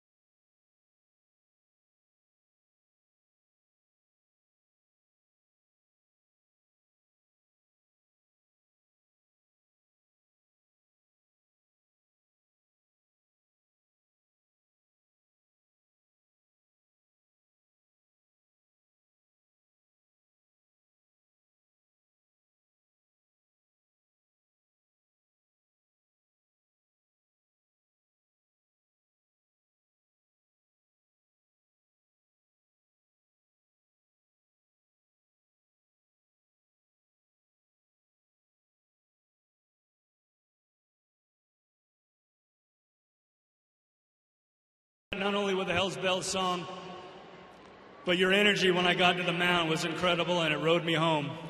But I've been equally as impressed with the amount of love that I've encountered walking around town for the last few years, constantly saying thank you to me. Well, it was certainly my pleasure, and I say thank you to you. Trevor Hoffman before the game tonight inducted into the Padres Hall of Fame. Nice speech before we got going. Enjoyed visiting with Trevor back in the 3rd inning, and we got plaques now for the all-new, coming soon Padres Hall of Fame. That's pretty good looking. Yeah, his reaction when they showed him the plaque, you know, it gave a lot of us goosebumps. And number 51, man, there's only so much you can say about this guy. It's greatness.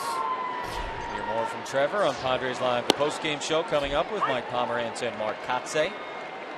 Puig and Gonzalez chatting it over. Kennedy coming up towards 100 pitches. He's been outstanding. Home run by Gonzalez last inning, the only blemish. Carl Crawford leading it off here in the 7th. Singled his last time up. A little chopper over to Jerko. A quiet night on the infield for the Padres. And a quick out here in the 7th. Time to check the Cholula flamethrower.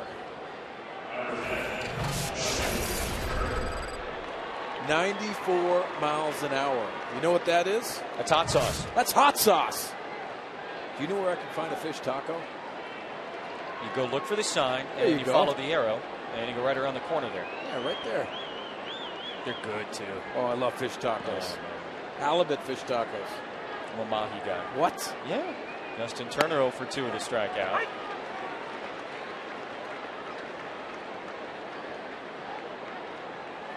You a hot sauce guy? Oh, yeah. Oh, yeah. The Cholula Chipotle Oh, yeah. on the eggs. Can't beat it. Tomorrow morning, maybe. Oh, that's a definite.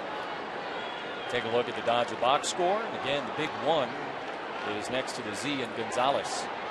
Solo homer in the 6th. Came with 2 outs. Tied the game.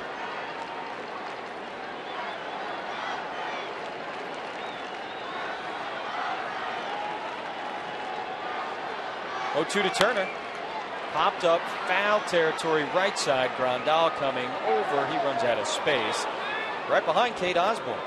This copyrighted telecast is presented by the authority of the San Diego Padres. It may not be reproduced or retransmitted in any form, and the accounts and descriptions of this game may not be disseminated without the express written consent of the San Diego Padres. Kate looked ready to make the catch if she needed to. Oh, Kate had that. Of course she did. She's got the glove just in case. You got to watch your chicklets down there. Yeah, it comes in It fast. does. It really does, yeah. 0-2, Turner. Again, fouled off, back behind the plate. You could see the Padres being very aggressive with Justin Turner with that fastball. A lot of success on that breaking ball up in Chavez Ravine, and also the first game of this series. Yeah, maybe Kennedy's best start of the year back on July 12th at the Dodgers. Went 8 innings that afternoon, and that one just misses. 1-2.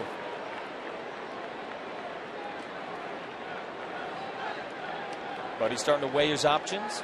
And that's usually happens right around the century mark. This is going to be 100 pitches right here. 1-2, and Turner takes it up the middle for a base hit. 1-out single for the Dodger third baseman.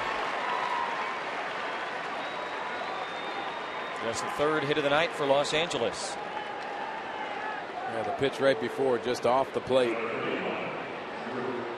Then he just squares up that fastball.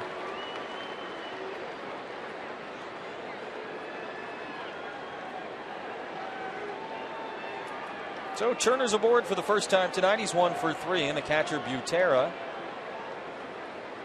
will step into the batter's box to face Ian Kennedy.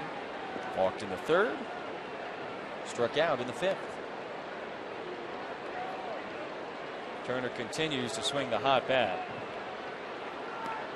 Up around 380 since May. Not an everyday player for the most part, but still good numbers. Back behind first, Grandal giving chase. He makes the catch. What a great play. Yasmani Grandal flashing the leather again at first base. 2 away.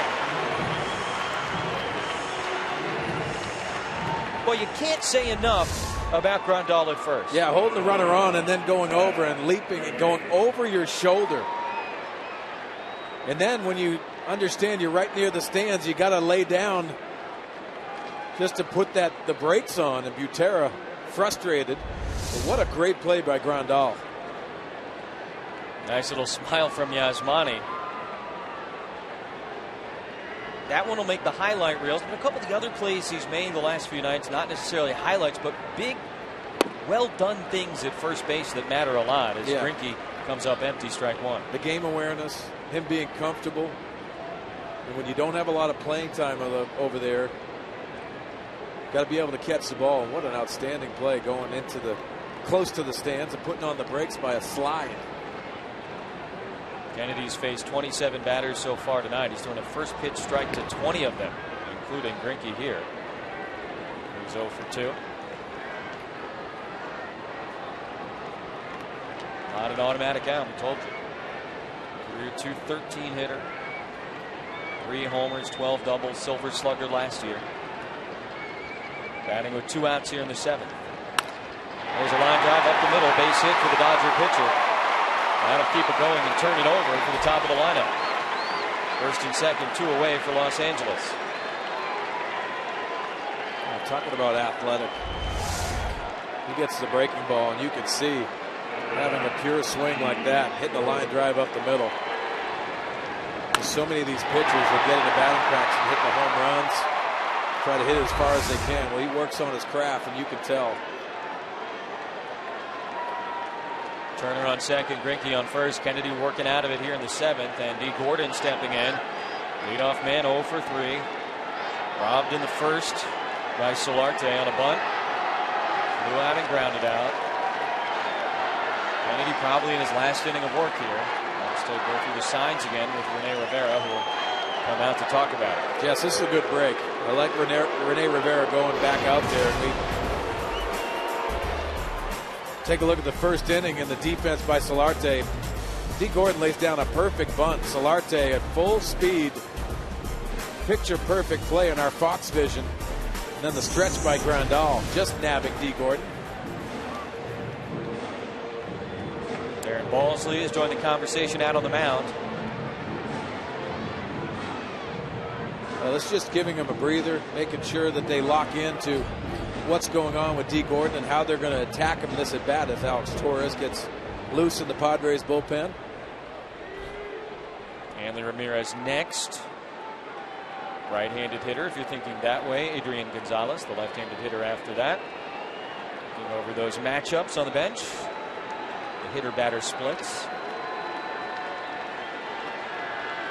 Gordon, though, the task at hand for Kennedy. Turner leads off second, and first pitch swinging, fouls it away.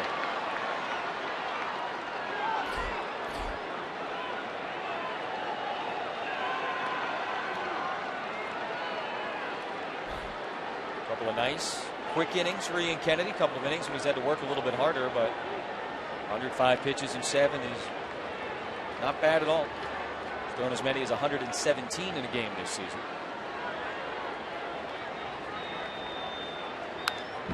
Foul back, 0-2. Well, not a strikeout since Drew Butera in the 5th inning. That shows me that the Dodgers have made some adjustments with Ian Kennedy. And you could see one pitch away from getting out of this inning.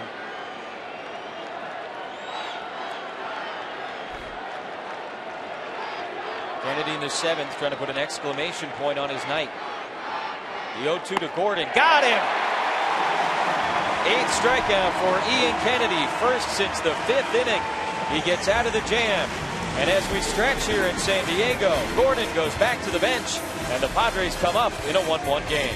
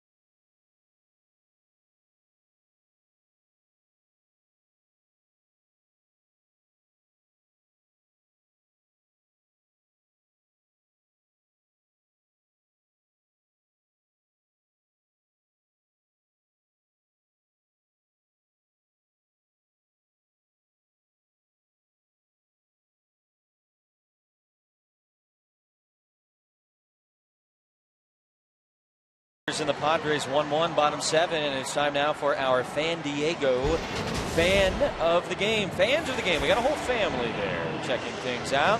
Another family, and what a great night to be out at the ballpark. Yeah, great atmosphere here in the building. Elvis is here. Check out those goggles. Because why not? I don't think those guys even know they're at a game. Zach Greinke back to work, just 77 pitches through 6 innings. Grandal, Jerko, and Venable coming up. Yasmani made the great defensive play in the top of the inning, and he takes that pitch outside for a ball. Ian Kennedy's night likely done. 7 innings, a run on 4 hits, 3 walks, 8 strikeouts. How about the ball strike ratio? Yeah, 73%. Unbelievable tonight. You look at 106 pitches, 77 for strikes.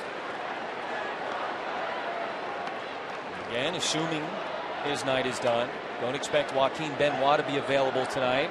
Changes things again, back end of the bullpen. Yeah, it does. And, you know, they have some guys out there get some important outs as well.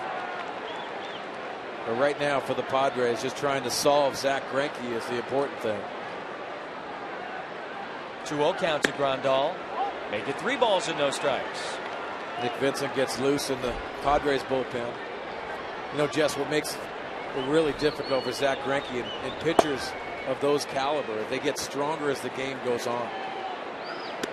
Grandal takes all the way. You can see they don't waver with control, command. They can attack you in different ways and give you different looks, and they can dominate with their consistency. He's done outstanding work against the Padres in his career. This is his 7th start against San Diego, 4-0 with a 2 ERA coming in. He's never allowed more than 2 earned runs in a game for the Padres. Mile high on the right side, T. Gordon. And one away. Kennedy, of course, matching Greinke. Take a look back at your keys to the game, presented by your Honda dealers of San Diego County. Well, you see Kennedy trying to keep his hot streak in Petco. He did everything that in order. And then a new offensive hero, Ian Kennedy, RBI double. That's the hero of the moment for the offense for the Padres, but they're still looking for another one. Back-to-back game winners for the Padres. Jed Jerko 0 for 1 with a walk. Fastball nicks the outside corner, 0-1.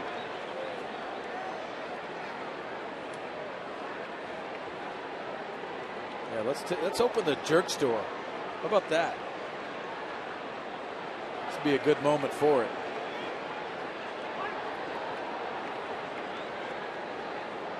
It has been about the pitchers so far tonight in more ways than one. Ian Kennedy driving in the first run of the night. RBI double in the 3rd. Scoring Rene Rivera. And Zach Greinke. Well, you see what he's been up to. Adrian Gonzalez, a homer in the 6th for the Dodgers. That tied it at 1. Here we are.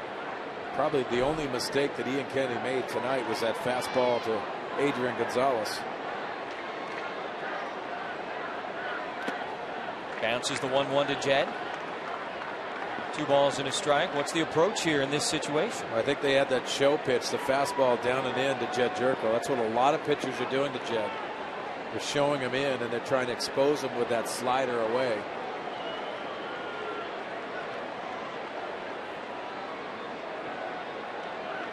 Fastball chopped over to 3rd. Turner on the short hop. Man, he's had a night. 2 away.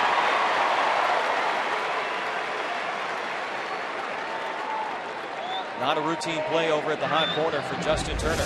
Well, going into the stands, and then this high chopper in the glove work by Justin Turner. Once he gloves it, he has time to get Jed Jerko. Another look at the glove work. Watch it. Getting it on the short hop. And coming in and making an easy play on a tough ball. 6 in a row retired by Greinke. Mark said it. Getting better as the night wears on, and Will Venable takes a 92-mile-per-hour fastball for a strike.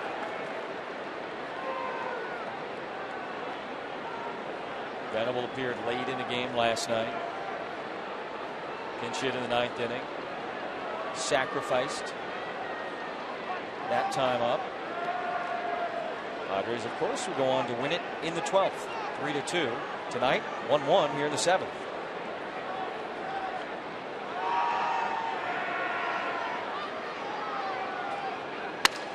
Broken bat. Butera coming over at the on-deck circle makes the catch. Trying to look out for all the stuff that sits out there in the on-deck circle. He gets it. Side retired. Hanley Ramirez coming up.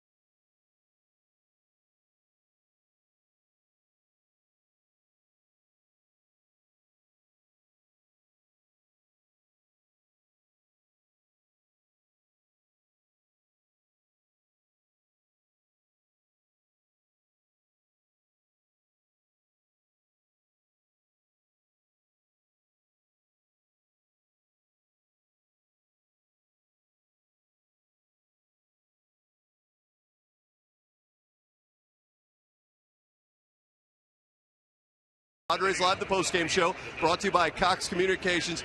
Wonderful night. Ian Kennedy, an impressive job. Great night by Ian Kennedy. This reminds me of the Ian Kennedy that won 20 games just a couple of years ago. Electric fastball, dominant with the fastball, used his breaking stuff as needed. But what an impressive performance tonight by Ian Kennedy. Hey, by the way, drove in a run.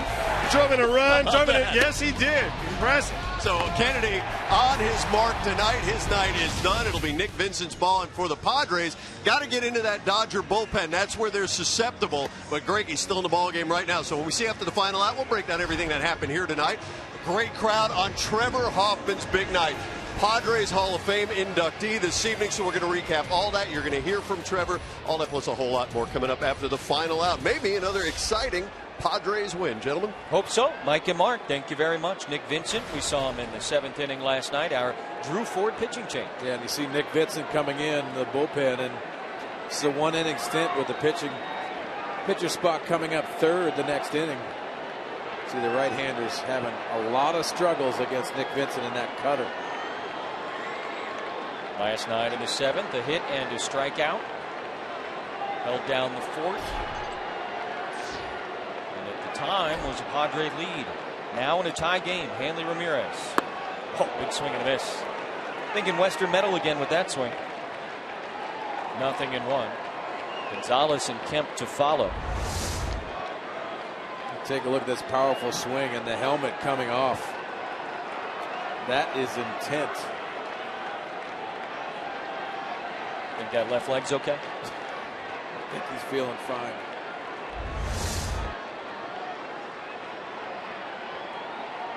And there's an outstanding hitter, maybe not up to his own standards this year as he fouls that one back 0-2. Guy won a batting title with the Marlins. 342 that year, I think, in 2009. He's got power, and as we said earlier in the night, the question moving forward is more about where he's going to play defensively. Where he's going to play, and then also if he's going to play, because he's had a history of injury problems. And moving forward and wondering if you're going to sign him long term, you've got to wonder where he's going to play and if he's going to be able to play a lot of games.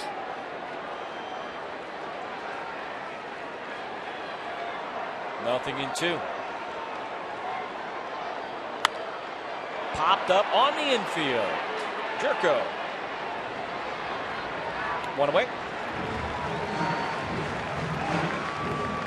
Nick Vincent needs just 3 pitches to get Hanley Ramirez, and now Adrian Gonzalez steps up to the plate. Last time he did so, he tied us up, a bomb in the 6th. Well, you can see this located fastball, and it leaks over the middle of the plate. Adrian Gonzalez has one of the best left-handed swings in the game. That's number 19. I hate that bubble this year. You don't want to get the soap in your eyes. That's the dangerous part. That's dangerous. It's the worst. Fastball right there. Frankie's got the right arm all covered up. There's a guy that's had some elbow soreness the last few weeks. Looks pretty good tonight. Yeah, it doesn't look sore tonight as Rick Honeycutt, the pitching coach, and Drew Butera go over just a scouting report, possibly the pinch hitters on the bench. Mentioned Chris Nelson on paternity leave, and so a little bit of a short bench for Buddy tonight. And poses a few problems for Bud Black and his staff trying to forecast and script the rest of the game. See Buddy Black always trying to think an inning ahead. That's what most managers will do.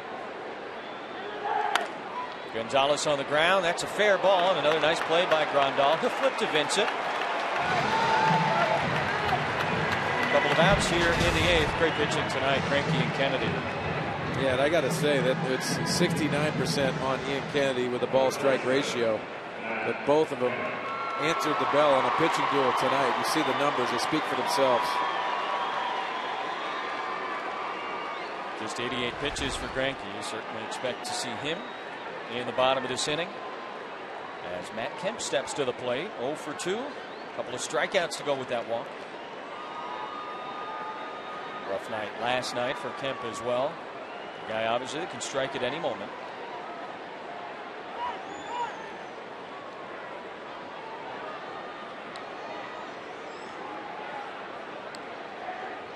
After the season last year, ankle and shoulder surgery.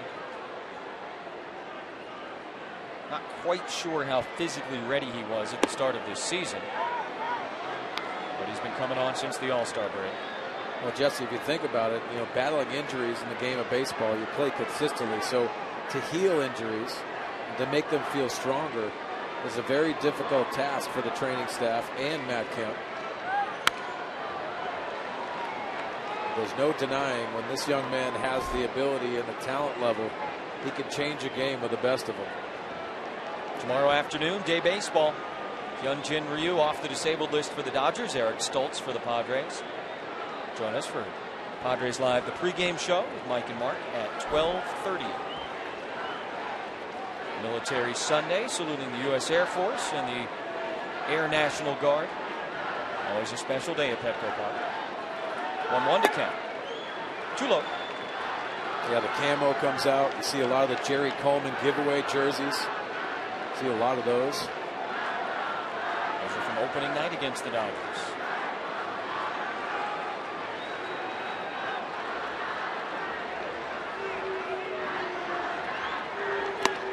Big swing and a miss. Vincent ran the cutter, the fastball up on him, and now 2 balls and 2 strikes to Matt Kemp.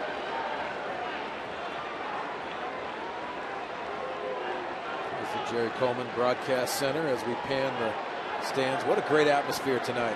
Sold out crowd, 43,926, including some folks in the on deck suite.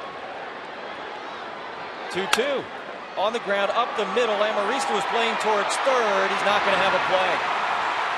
They were playing Kemp to pull the ball, and Amarista had to run a long way just to get that one. And Kemp's got an infield single with 2 outs here in the 8th. Yeah, with the struggles of Matt Kemp, you can see on that pull side, Alexi Amarista goes a long way, lets that ball go past him, makes it slide, and doesn't have a throw. Very athletic play by Alexi Amarista. And Matt Kemp smells that hit. You can see him picking up the speed and cruising through first base.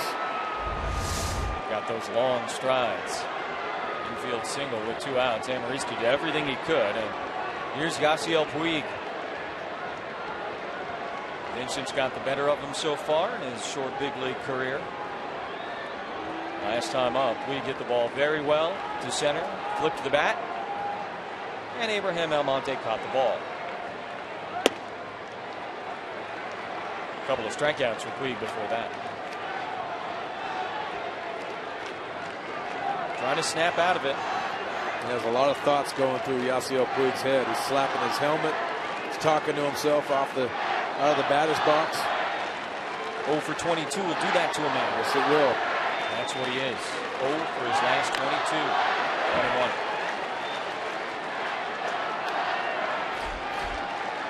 Well, Crawford would be next.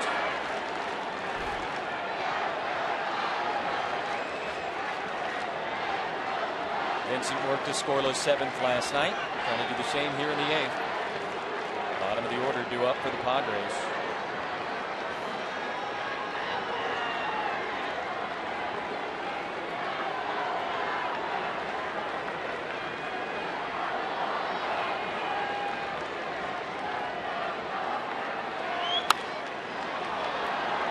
Out of play, 1-2.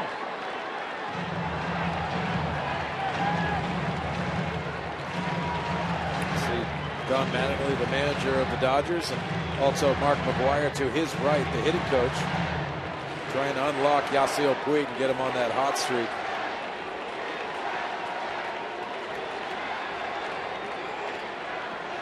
McGuire's gotten a lot of recognition for his work with these Dodger hitters. I think a lot of people looked at that one a little funny when they hired him, but they speak very highly of Big Man. 1-2, Puig reaches for it up the middle. That's going to get through for a base hit. Kemp's trying to go to third. Almonte comes up, and Kemp will go to third. Puig snaps the 0 for 22. A little single up the middle, and now runners on the corners, 2 outs. And Carl Crawford coming to the plate. Yeah, you can see the difficulty in going through a bad stretch will do this to you. This is a cutter on the outside part, and he just hits it off the end of the bat. Perfect placement by Yasiel Puig, using the middle of the field. A good read by Matt Kemp. The slow ground ball to center fielder Almonte, who is playing deeper. Watch Matt Kemp, the read, and advancing to third base. Like you said, Jesse, those long strides. No reason to use Lorenzo Bundy there. Play was in front of him. Picked up the ball in center field. Definitely the right play, even with 2 outs.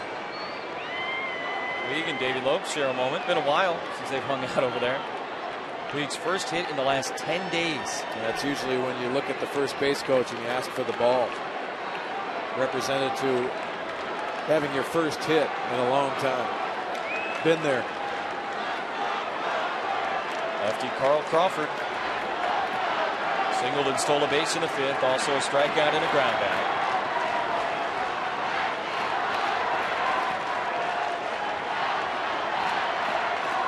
Was 0 for 5 last night. First pitch swinging, fouls it back to the screen.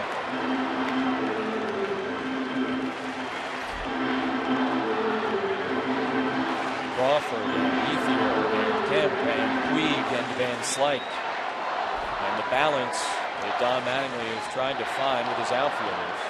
Lots and lots of talent. Only 3 positions to play him in. Dodgers so far 0 for 4 with runners in scoring position after they were 1 for 9 last night. And now a 1-1 count to Carl Crawford. Jesse, I love that pitch because it makes that hitter aware that you will pitch in. Just another thought in the mind of Carl Crawford. Got to be able to make the hitters uncomfortable at times.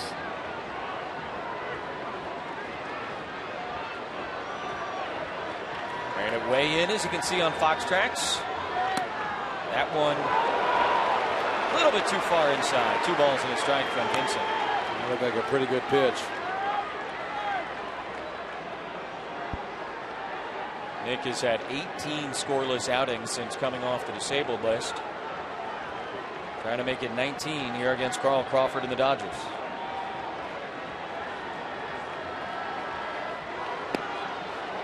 Gets that call, 2-2.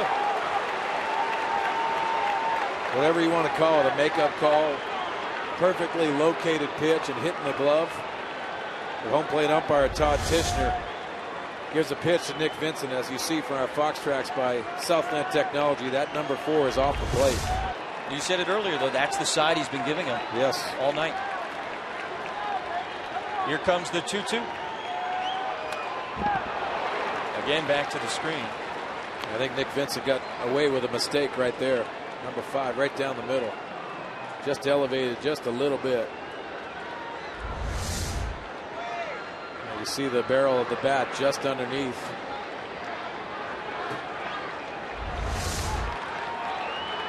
Couple of 2-out singles. Dodgers trying to take the lead here in the 8th. Kemp's on 3rd, Puig's on 1st. Carl Crawford at the plate. 2-2 from Vincent. Just misses outside. And the count runs full. You can hear a lot of umpires in the building.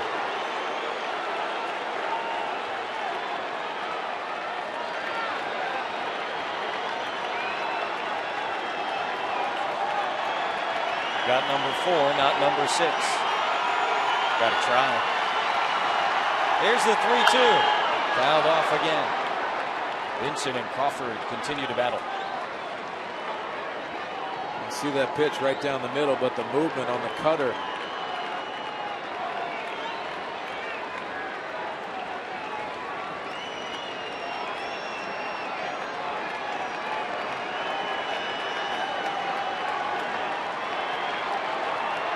See Yasmani Grandal playing behind Yasiel Puig to get a little more range defensively. 8th pitch of the at-bat coming. Ground ball, line drive, at Jerko, side retired. Couple of 2-out singles, but Nick Vincent pitches out of it.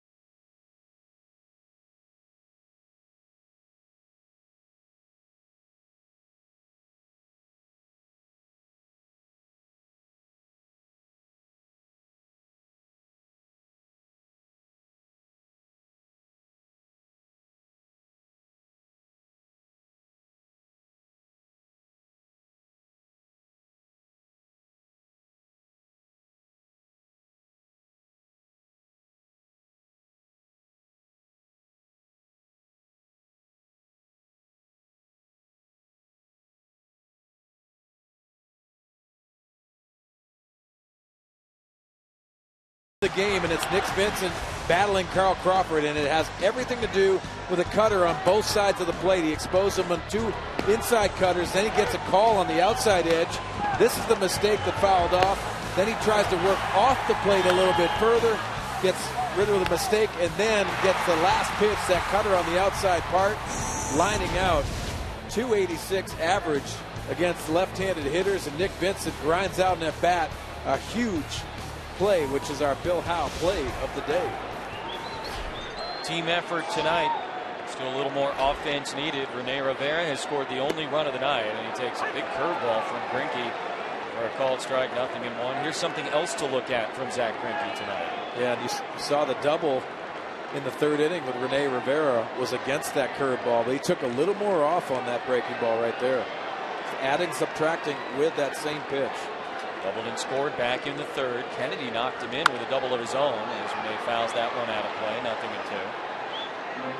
And Marista on deck, and then a pinch hitter for Nick Vincent. You know, Jesse, the challenge for the Padre hitters now is Zach Greinke has put so many thoughts in the hitters' minds up to this point.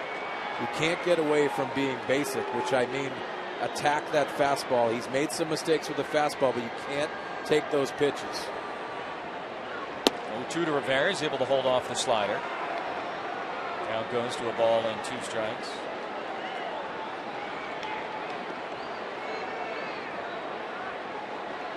Seven in a row retired by Greinke.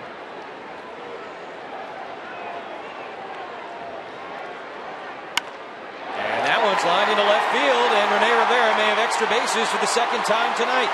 Crawford digs it out of the corner and left, and it's the second stand-up lead-off double of the game for Rene Rivera. Hey, who's not on Rene Rivera's fan club at this point? Are you kidding me? What an outstanding at-bat. 2-strike hit, and you could see from our Phantom cam going down and getting this slider and drilling a line drive down the left field line. This is absolutely delicious. Rene Rivera continues to battle and produce offensively, and a leadoff double for the Pods. That's what it was in the 3rd inning, and he would score then. Greinke and friends discussing what they'll do here as you get a pinch runner coming in. Cameron Maybin going to run for Rivera. Yeah, I like this decision by Bud Black. You got to take your chances. And for Rene Rivera not having that speed, this is the time of the game you can make a difference. Cameron Maybin inserted. It's a lot of pressure on the infielders and the outfielders. Another good night for Rene Rivera as he gets high fives all around in that first base dugout. Yeah, smile, you should. Playing the game the way it should be played. One of the better stories of this 2014 season. Agreed. If it wasn't for Tyson Ross, that's the team MVP in my estimation. Lexi Amarista got speed on second. And a pinch runner Maybin. Greinke steps off and pickoff play on. Ramirez coming in behind Cameron Maybin. Got to be careful here. I saw Ramirez go behind Cameron Maybin, and he pointed to Greinke to pitch. He wanted to try to get Cameron Maybin going back, and then having Amarista, if he squares, be in a vulnerable situation as a base runner. Amarista squares, pulls back. They'll throw behind Maybin down to second base, and they got him. Cameron Maybin picked off second by Butera. The one thing that could not happen.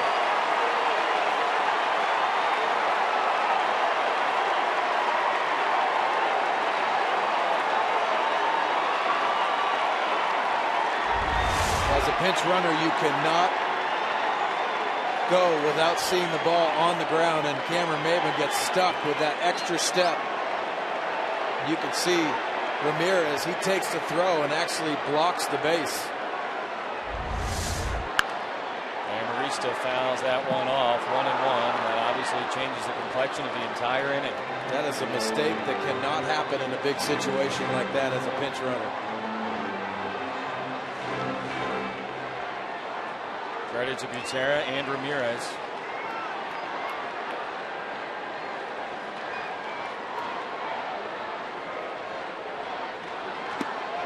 Two balls and a strike to Alexi.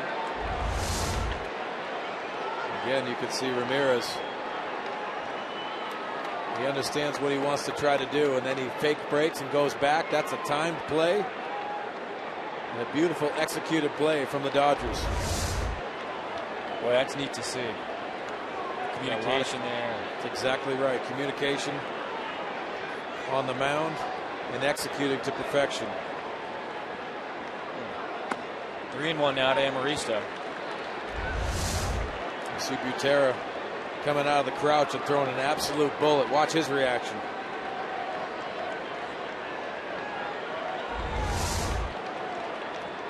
Maybin took the aggressive secondary lead. Now the 3-1, and Alexi fouls it off. Full count. They're out of the game now. Figure Grandal goes behind the plate. And we'll have a new first baseman in the ninth. First, though, Padres try and put a run together here. Make it a save situation for Kevin Quackenbush. Joaquin Benoit not available. Sore shoulder. Strike 3.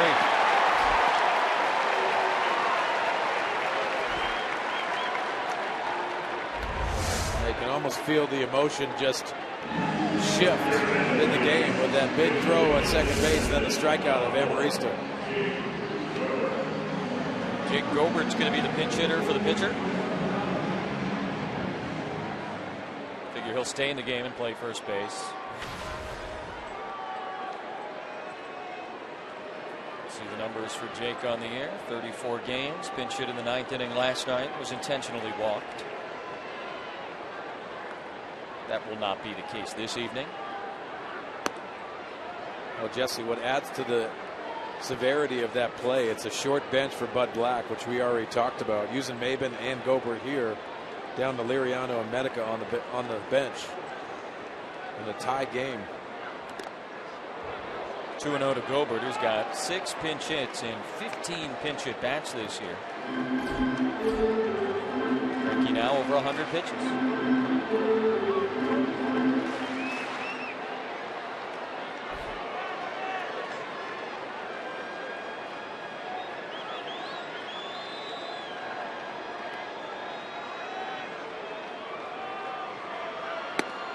Gobert holds off, and now 3 balls and no strikes.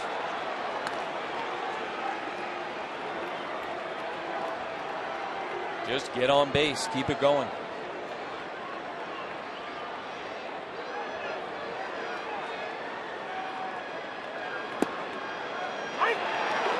Greinke gets a call, now 3-1 to the Padre pinch hitter.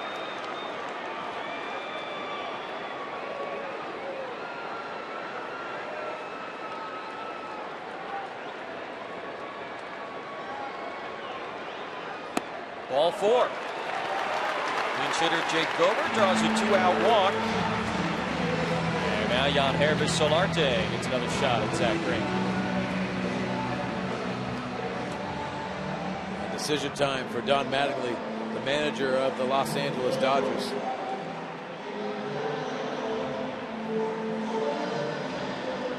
Really handled Solarte to this point, 0 for 3 with a strikeout as J.B. Howell warms up in the Dodger bullpen.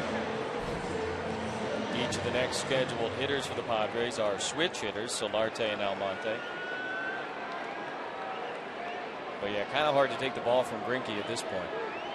Been very economical. These are the times when you make mistakes as a starting pitcher. Those legs have to get tired. The location starts waning. Solarte first pitch swinging over to second base. Steve Gordon there. And the side is retired. Padres thought they had something going. Leadoff double by Rene Rivera, but pinch runner Cameron Maben picked off second base by the catcher Drew Butera. And we'll go to the 9th inning, 1-1 in San Diego.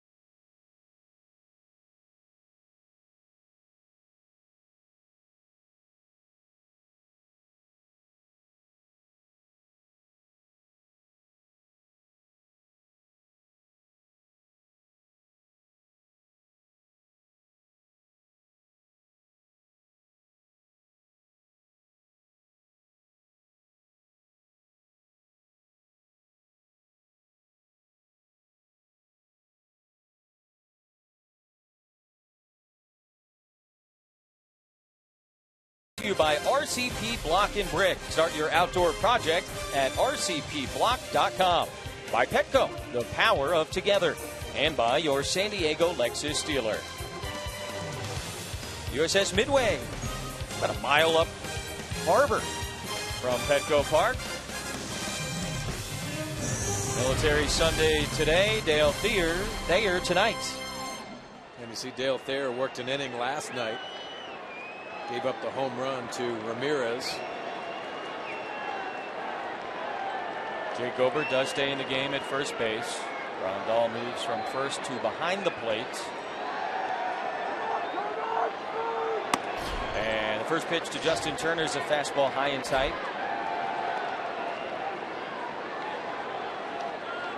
Turner singled his last time up. Butera and the pitcher's spot due next. And now 2-0 to the Dodger third baseman. Yeah, you don't want to get behind in this guy. He can sell out on that fastball. Dale Thayer got hurt by Ramirez on the breaking ball last night. And was in the 8th inning with 1 out.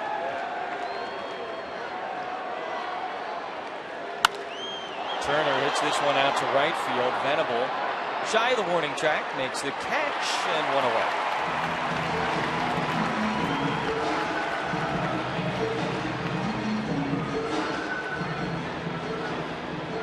Gets his man, and here's the catcher, Drew Butera, helping the cause big time defensively in the bottom of the 8th. What a throw that was, that timed play that they put on Cameron Maybin at second base. That's a difference maker right now. Looks like Greinke's night is done. Butera first pitch swinging, fouls it away, 0-1. Yeah, you got to marvel at the positioning and how they presented that play. Andre Ethier out in the on-deck circle. Good night's work for Greinke. A run on 4 hits in 8 innings. Dodgers, though, don't provide him much run support. And here we are, 1-1 in the 9th.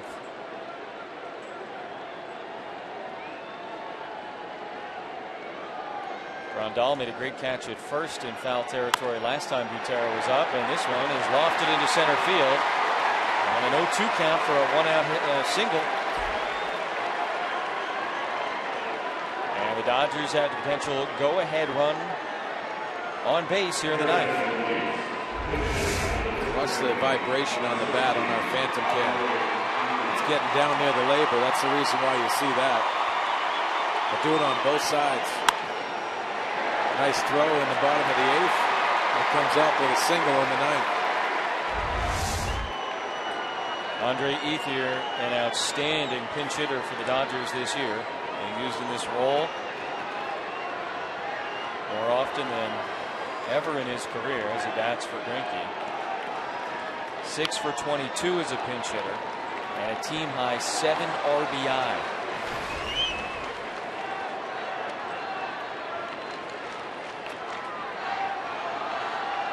This is an expensive bench player.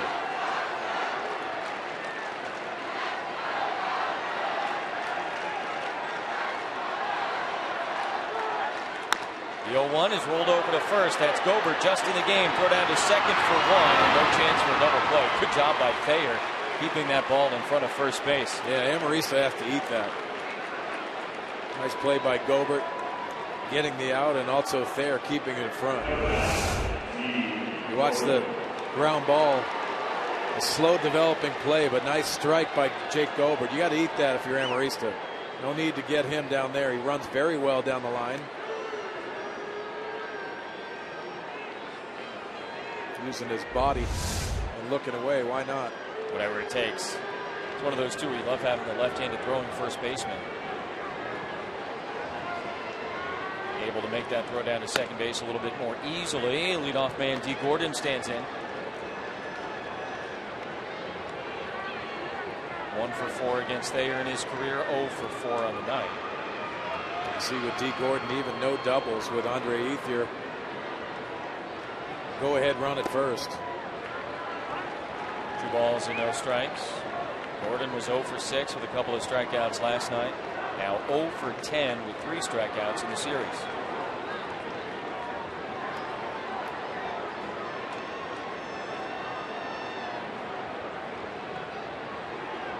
They are trying to make it 0 for 11 and get us to the bottom of the ninth when the Padres will send Almonte, Smith, and Grandal to the plate. That one's in the air to left. Seth Smith's got it all lined up, and he makes the catch.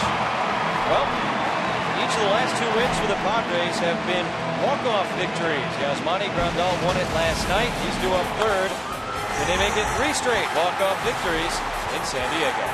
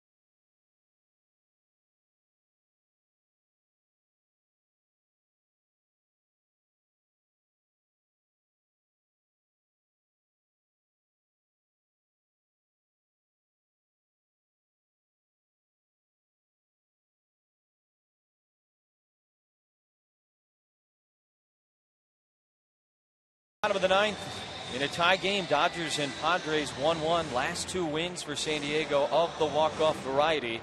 They have not had 3 straight walk-off wins since April of 1986 when they ran off 4 in a row. And the new pitcher is J.P. Howell, best ERA in the National League. Yeah, he pitched last night. Well, who didn't? Yeah, just a third of an inning last night, a walk and a strikeout.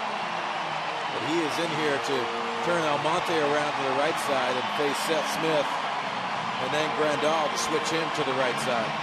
Howell was the 3rd of 8 pitchers used by Don Mattingly over the course of the 12 innings last night. Pitched part of the 8th along with Brian Wilson. Seth Smith due up 2nd in the inning, and you got to figure he's a big reason why it's Howell out on the mound right now. Exactly right. First Almonte.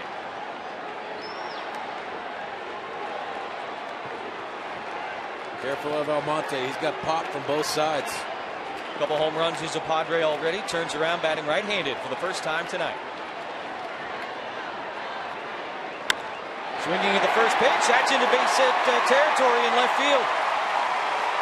Abraham Almonte jumps on the first pitch he sees from J.P. Howell. And a leadoff single here in the bottom of the ninth.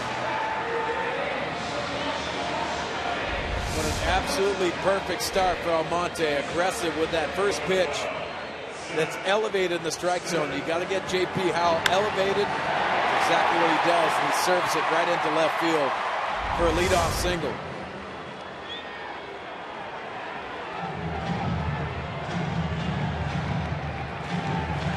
If he touches the plate, the Padres win. Seth Smith.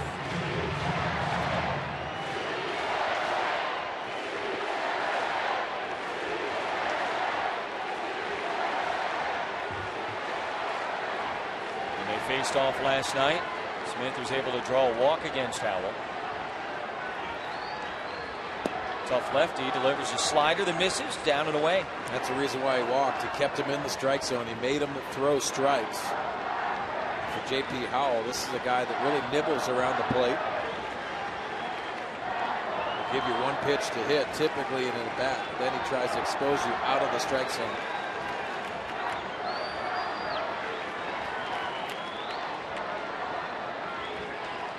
Howell stares down Almonte, the 1-0. Big swing and a miss. 1-1. As you can see, just watching the pitches, they look like strikes and they get out of the strike zone as Brian Wilson warms in the Dodger bullpen.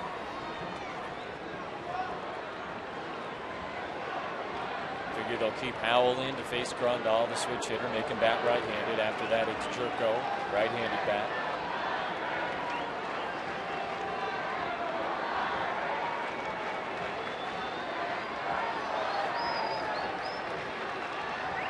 First, and Almonte had a lead of about a half a step.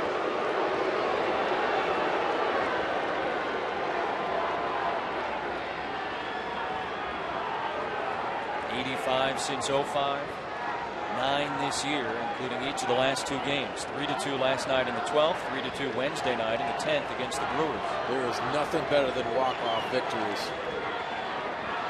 Padres are playing solid baseball at home.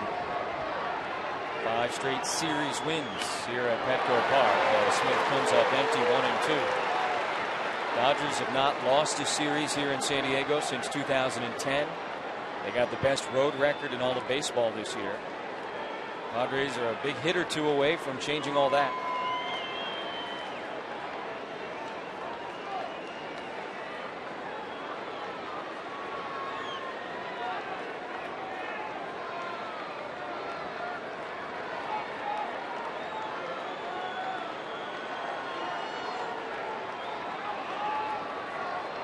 Howell ahead of Smith. First to throw. 2 first.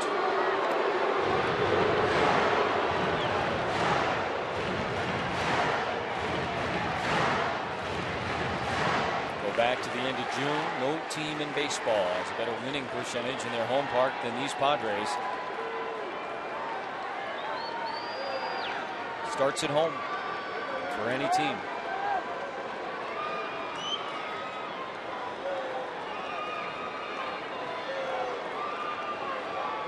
Another long pause from Howell. He comes home with the 1-2. Smith lays off. 2 balls and 2 strikes. Well, with 2 strikes, Almonte in a better running situation. But you also got to look for that ball in the dirt. Butera does a nice job handling those. But you got to be aggressive in this situation. You got to try to snatch a win.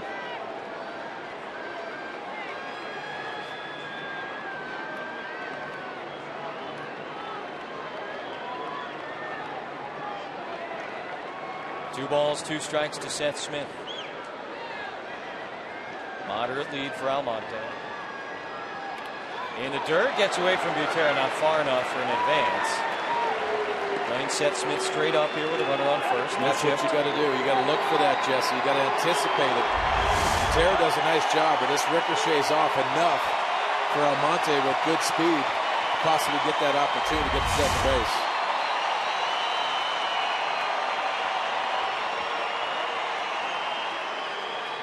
Last night in extra innings, we saw the 4-man right side of the infield against Seth Smith. It worked. D. Gordon got the force at the plate. Smith now a little bit of a hole. Let's see if Bud Black sends him on this situation. 3-2 count.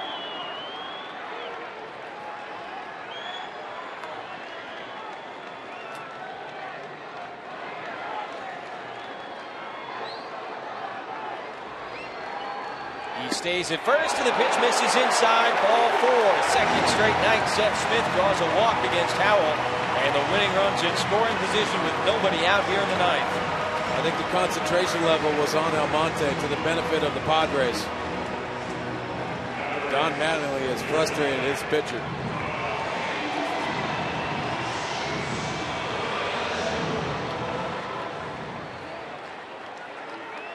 Grandal had the game-winning hit in last night's game.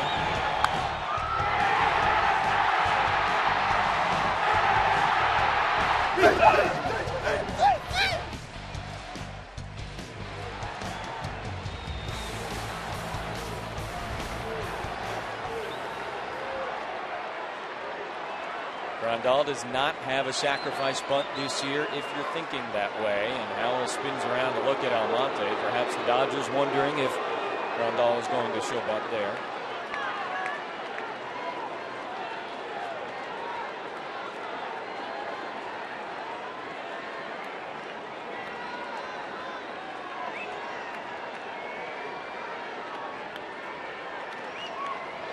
Ball 1. Obviously, you got to be aware of Drew Patera. He's already shown that he'll throw behind runners. But for the base runners, especially Seth Smith, on that backside, you got to try to get a good secondary, try to break up that double play ball. Just doing those little things for the base running.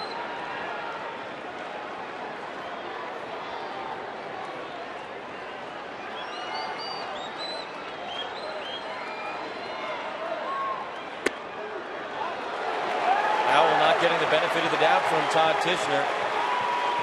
A bit wild, and now 2 balls and no strikes to Grandal.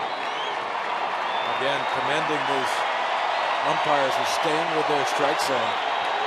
The consistency, not giving that outside part on that side. Hitters count for Grandal. Had his first career walk-off hit last night. And now a 3-ball no-strike count as Butera goes out to chat with his pitcher. Well, that home plate is starting to wander on J.P. Howell.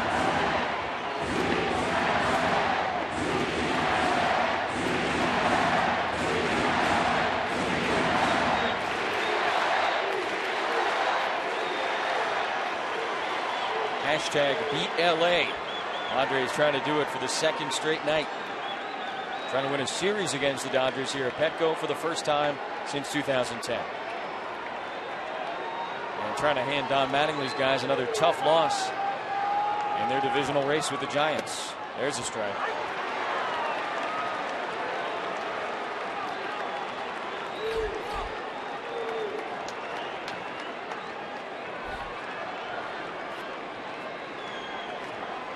Yasmani Grandal benefited from a 3-2 pitch right down the middle. Butera's got to set up right down the middle in this situation too. Into center, no, caught by Howell, and back to second for a double play. All instinct from J.P. Howell, and just like that, 2 out and a man on first. Talking about Christmas in August, watch this play. This ball is hit into J.P. Howell's glove. Yeah, he can't believe it either. That's a present.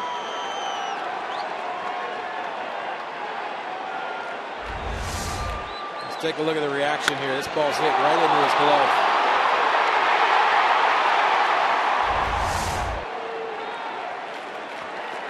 Don Mattingly is going to come out, likely remove the left-hander with Jed Jerko coming to the plate. He takes Howell out. And we'll have Brian Wilson coming in to face Jed Jerko with 2 outs and a man on first. Tie game in the bottom of the 9th.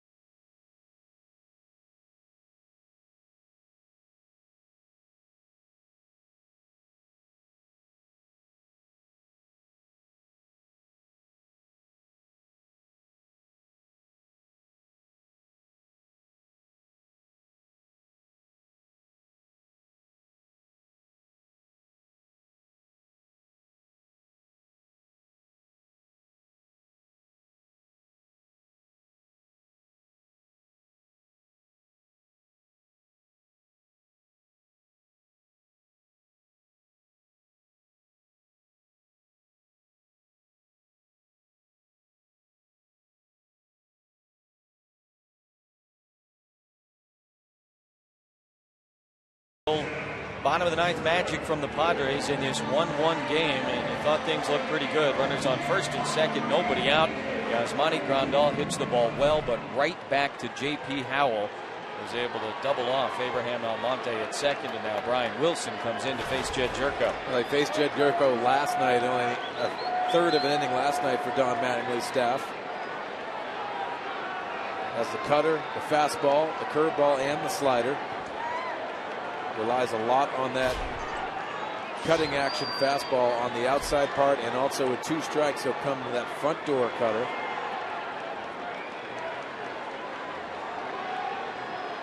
Jerko over 2 with a walk tonight. Seth Smith, the runner at first base, and 2 away.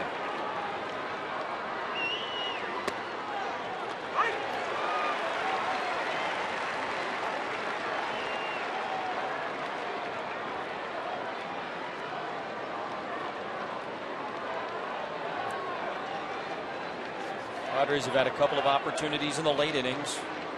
Rene Rivera led off the 8th with a double, but pinch runner Cameron Maben was picked off by the catcher Gutera. We just told you about what happened here in the 9th. 0-1 to Jerko, just outside. Ball and a strike from Brian Wilson. J.P. Howell should be smiling. He did his prayers last night, I know that.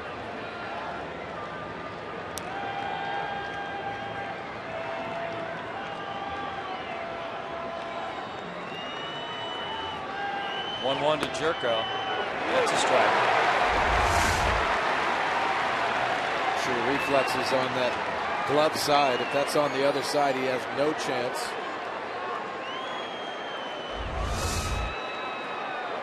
Huge play here in the bottom of the 9th. And now a 1-2 count coming to Jed Jerko.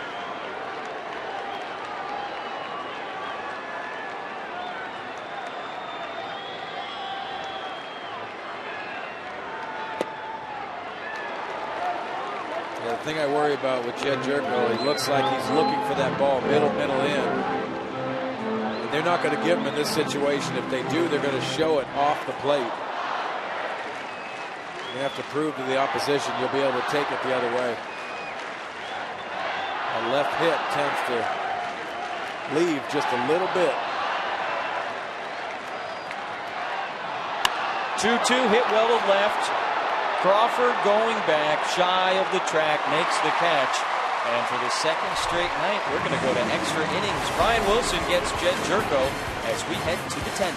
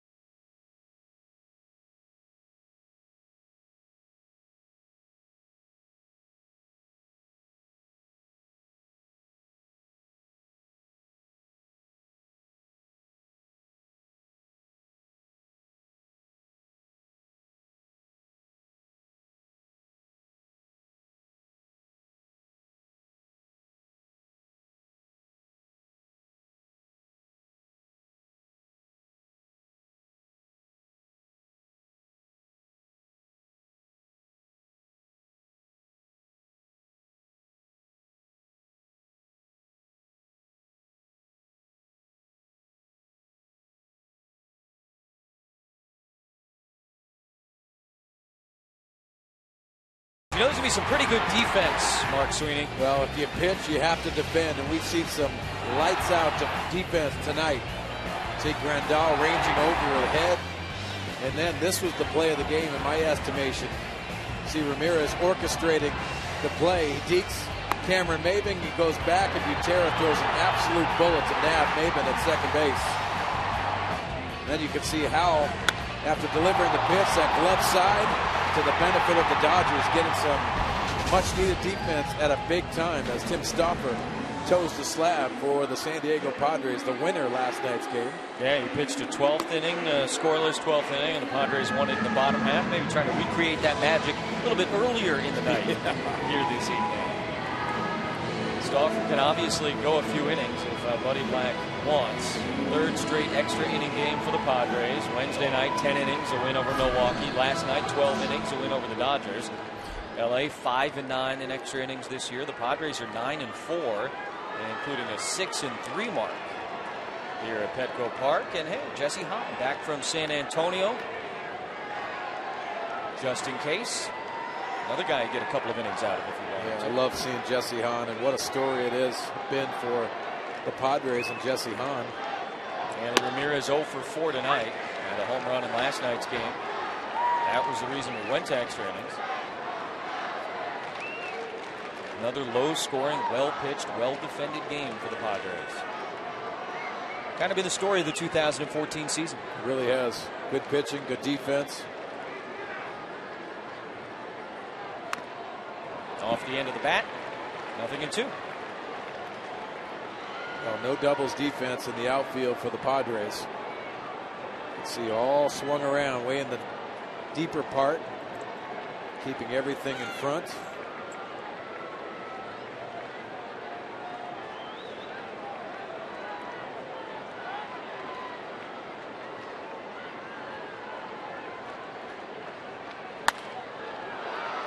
Popped up, shallow right field. Jerko going out, and he'll give way. That's Will Venable. And one gone here in the top of the 10th. Day game after night game. Eric Stoltz going to be out on the hill, the left-hander. Much better in the second half of the season. He'll take on Hyun-Jin Ryu. Left to be activated off the disabled list for the Dodgers tomorrow. Be the glute strain. And the left-hander that we saw on opening night will be back in action at Petco Park.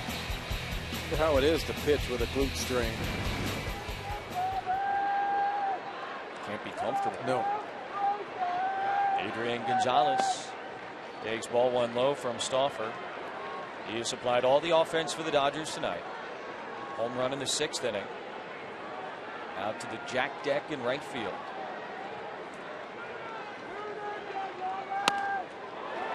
Fouls that one back, 1-1. Tim Stoffer, fourth pitcher used by Buddy Black, and you get the sense that he'd like to go with Stoffer if he has to for a couple of innings here. Yeah, and this is a tough predicament for Buddy Black as he knows he's short-handed on the bench. Gonzalez fouls that one away. There's a lot of pitchers, and I love how Tim Stoffer comes in on that pitch.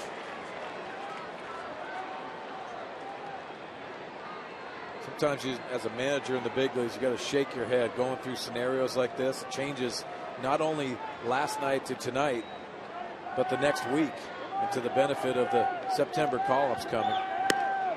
Gonzalez chases. Stoffer strikes him out with a changeup. 2 away.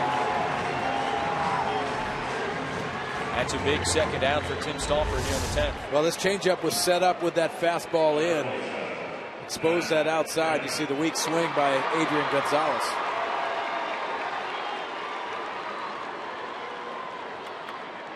That was an emergency hack, as we see from our Phantom Cam. And Kemp with 2 outs and nobody aboard.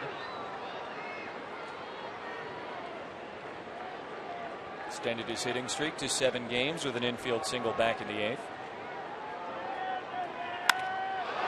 It's this one in the air to left. Smith going over, and it bounces up against the bottom of the wall. Kemp going for second. Throw coming in, not in time. 2-out double for Matt Kemp here in the top of the 10th inning.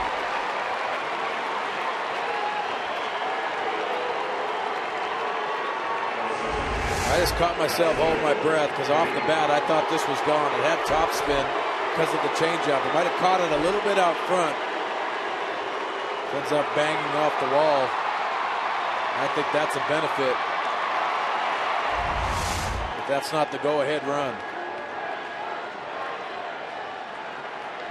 Kemp on second. Puig at the plate. Dodgers 0 for 5 tonight with runners in scoring position. Ball 1.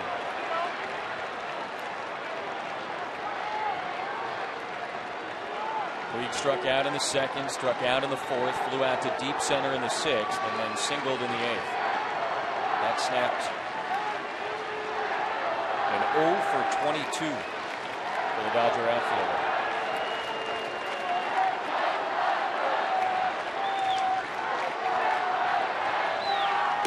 Big swing and a miss. That was that backup slider by Tim Stauffer.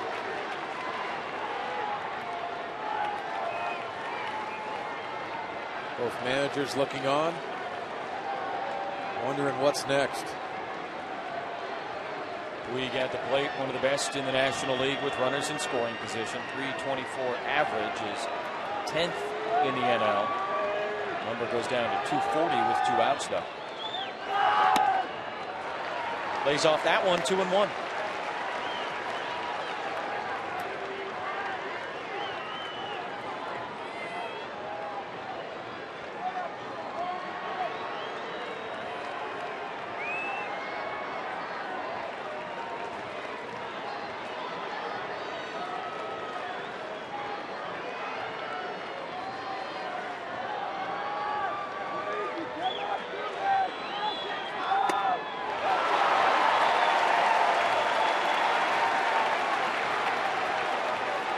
Miles an hour on that two-seam action.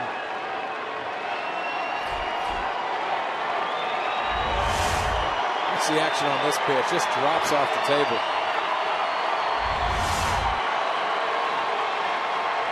He will expand the zone with 2 strikes.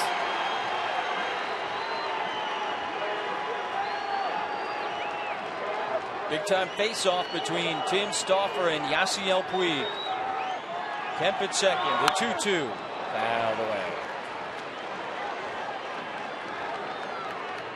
Gotten your money's worth. Last few games here at Petco Park. 3rd straight extra inning game for the Padres. They've won the first 2.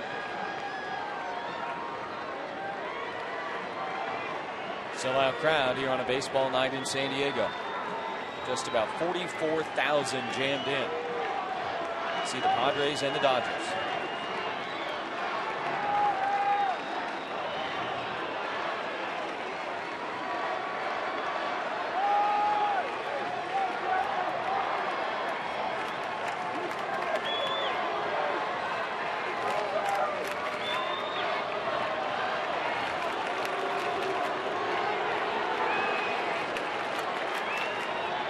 See, Bud Black wanted to get on the same page. Asked Yasmani Grandal to go out and have a conversation. Talks about making pitches with conviction. So important for a pitcher. Jamie Wright on the left. Kenley Jansen, the closer, on the right.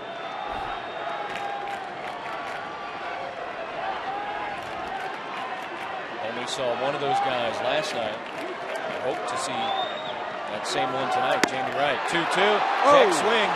Didn't get the call inside. Appeal to first. No swing, says Clint Fagan. And Buddy Black is not happy with the first base umpire, and he's been thrown out of this game.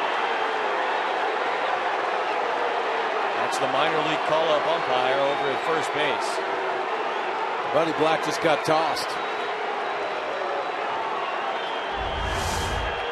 See if he has reason.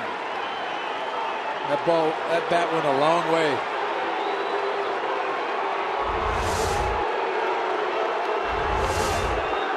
See it from our Phantom Cam. That is ridiculous. He had every reason to get tossed there. And he's still not happy about it. He still hasn't gone anywhere. The home plate umpire. Yeah, I thought it was both ways. I actually thought it was a pretty good pitch. It's been called all night. And then the check swing by Clint Fagan is not called. I don't think there's any question Puig went around. And no question why Buddy Blank is hot under the collar. I believe the word brutal was used there. And it was in a big spot. Meanwhile, payoff pitch coming from Stauffer. The 3-2. Got him! Tim Stauffer comes back and strikes out Puig anyway. We'll go to the bottom of the 10th inning. Will Venable due to lead off after the big K of Yasiel Puig.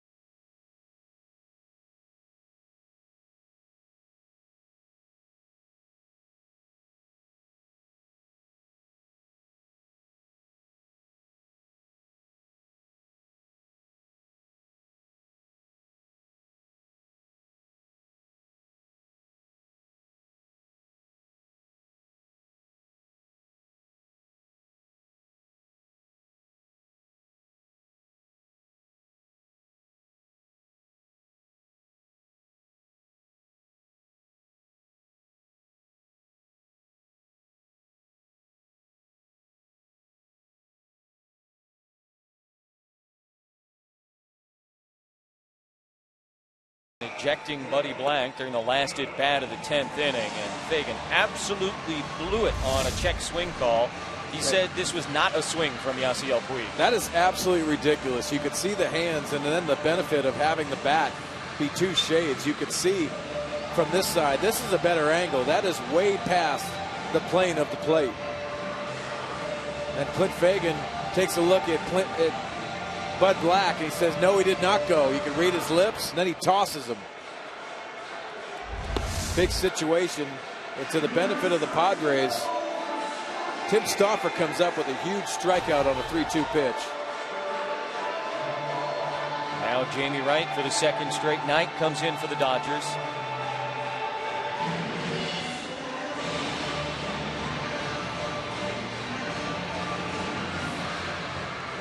Wright pitched an inning and a third in relief last night, came in the 7th inning. Venable, pinch hitter, and Amarista, the scheduled hitters. As you see, the bench coach and now acting manager, Dave Roberts. Hey, Tim Stauffer's credit, though, he comes back, and on the very next pitch, after he'd already struck Puig out once and didn't get the call, he gets him. That was huge. Big two-seam fastball to Puig that punches him out. Will Venable to lead it off in the bottom of the 10th. Joe's bunt takes a strike. Jamie Wright's been around a long time as Reimer Liriano steps out into the on-deck circle to hit for the pitcher. Padres going to try and make Tim Stauffer a winner for the second straight night. Going to try and win in walk-off fashion for the third straight night. Venable's got 6 home runs on the season. And that's ball one. That high cutter from Jamie Wright. He's been using that a lot more. This is a sinker slider guy who's a starter in the big leagues. Now he's evolved as a reliever.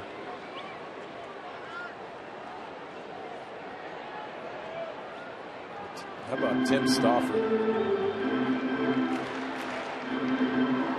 See him right there. Big innings out of the bullpen once again. It's a broken record. Padres playing their third straight extra inning game. And if you say to yourself, man, I can't remember them doing that. They haven't done it since May of 1995. Wow. 1-1. That time off the pitcher's glove and into center field. Leadoff single for Will Venable. And for the third straight inning, the leadoff man aboard for the Padres. This time, we'll see if they can bring him home.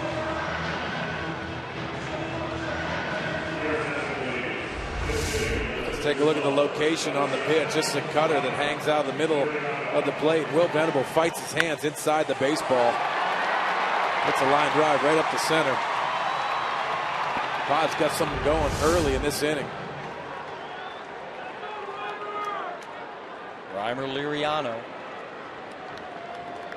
Young guy just called up. Starting to get our first look at him. 16 games played. Got that home run. It's a memorable one. Yeah, Jesse, you wonder with these big prospects coming up from the minor leagues, how many times they've been asked to bunt in the minor leagues, and now at the big league level in a situation you could use a sacrifice bunt. Here's the third pinch hit at bat for Liriano. Probably wasn't asked to do much of that either.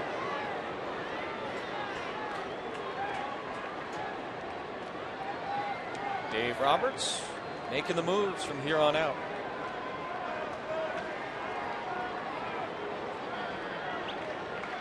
Liriano started the game last night, made that outstanding catch in right field.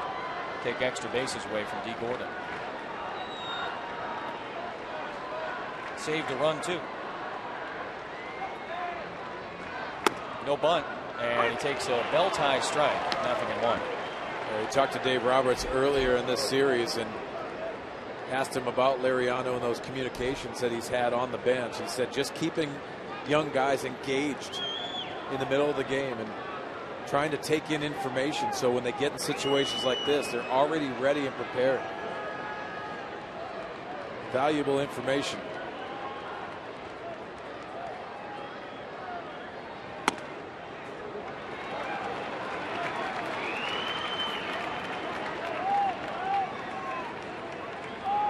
Liriano gets the signs from Glenn Hoffman over at third.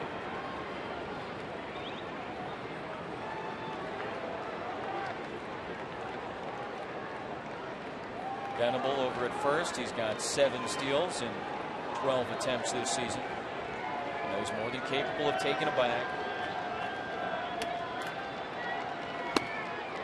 2 balls and a strike.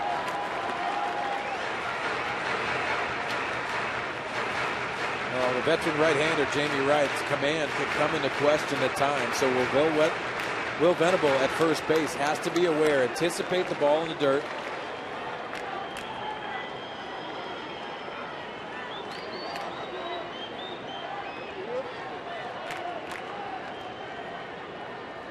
Liriano to single against Heron last night.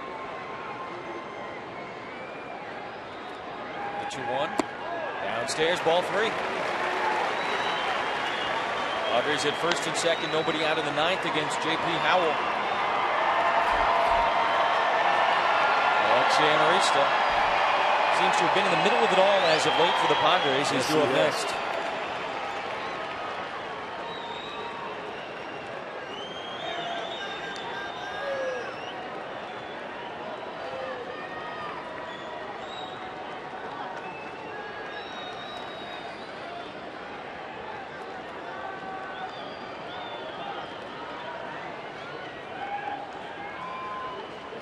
Here's the 3-1 to Liriano. Yeah, good hack.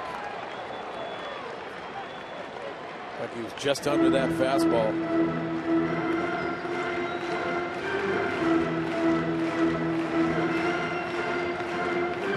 Wonder what's going through the mind of Reimer Liriano, the youngster. Trying to control his emotions as he steps into the batter's box. You mentioned several times how thing does not seem too big for him, not at all. Big spot here. 3-2 pitch coming from Jamie Wright. Venable goes, and it's fouled back.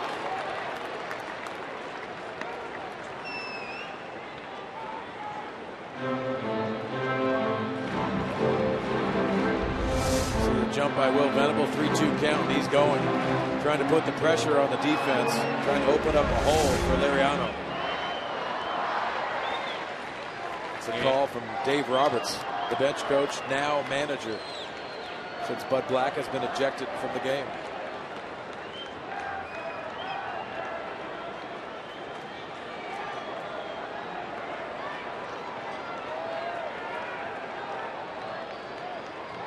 We're over this time.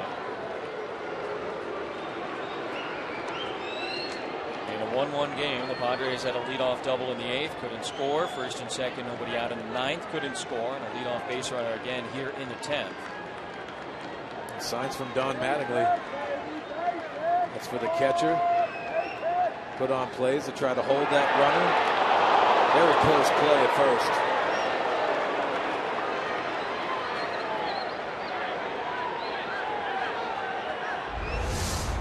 Now you can see Jamie Wright with that quick toss over. I don't think he even put the tag on it. Gonzalez asked Jamie Wright to get off the mound, try to stall a little bit so they can check the video. That's the part of the process I don't like, slowing down the game. Padres have already lost one significant base runner tonight when Maben was picked off second. Another 3-2 pitch going. Venable goes again, and it's strike 3 call. High strike, and Liriano goes down as Venable moves into scoring position. Yeah, this is that high cutter, and I think this is up and off the plate. Liriano thought that was.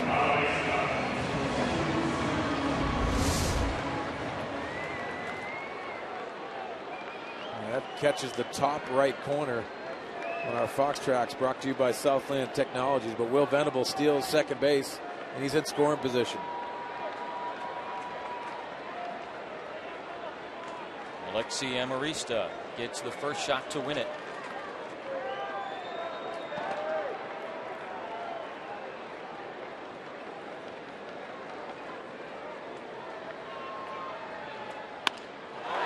Into center field.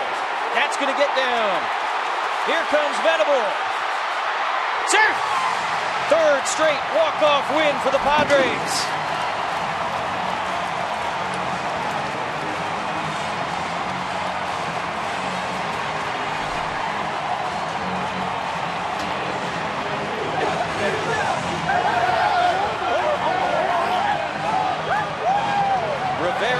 Wednesday night. Grandal last night. And Amarista here on Saturday night. Well, how about the little ninja getting that cutter down and in and slicing it into that left center gap. Hold your breath because Yasiel Puig comes up throwing. Will Venable sliding into home. Walk off. Capping off an unbelievable night for the Padres and Trevor Hoffman. Outstanding effort by the San Diego Padres. Padres now 10-4 in extra innings, 3 straight walk-off wins. First time they've done that since they had 4 in a row in April of 1986. Their 10th walk-off win of the season. And they're going to win a series against the Los Angeles Dodgers at Petco Park for the first time in 4 years. Tomorrow, they'll go for the sweep. Jesse, unbelievable pitching, great defense, timely hitting, and again, the 3rd straight walk-off. Reason to celebrate. Kate Osborne standing by. She's got the hero of this night, Alexi Amarista and Jose Valentin. Down here with Alexi Amarista. 3rd walk-off win in a row for the team. Walk us through that at bat. What exactly were you looking for from right?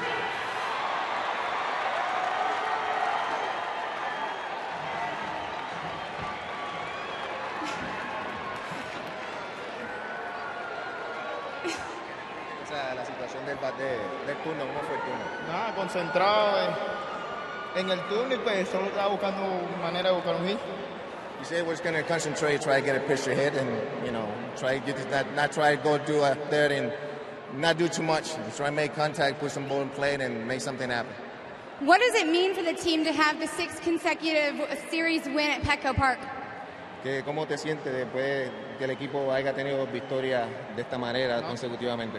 Mira, contento. La verdad que hemos tenido buena serie y pues hemos estado batallando hasta el último inning. He said he just feels, happy. You just come through.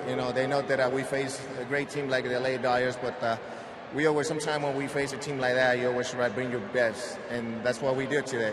We never battle. I mean, we all battle until the last out was made, we never laid down for nothing, and just playing baseball. And in facing a team like the Dodgers, a first-place team, how much pride do you take in beating them?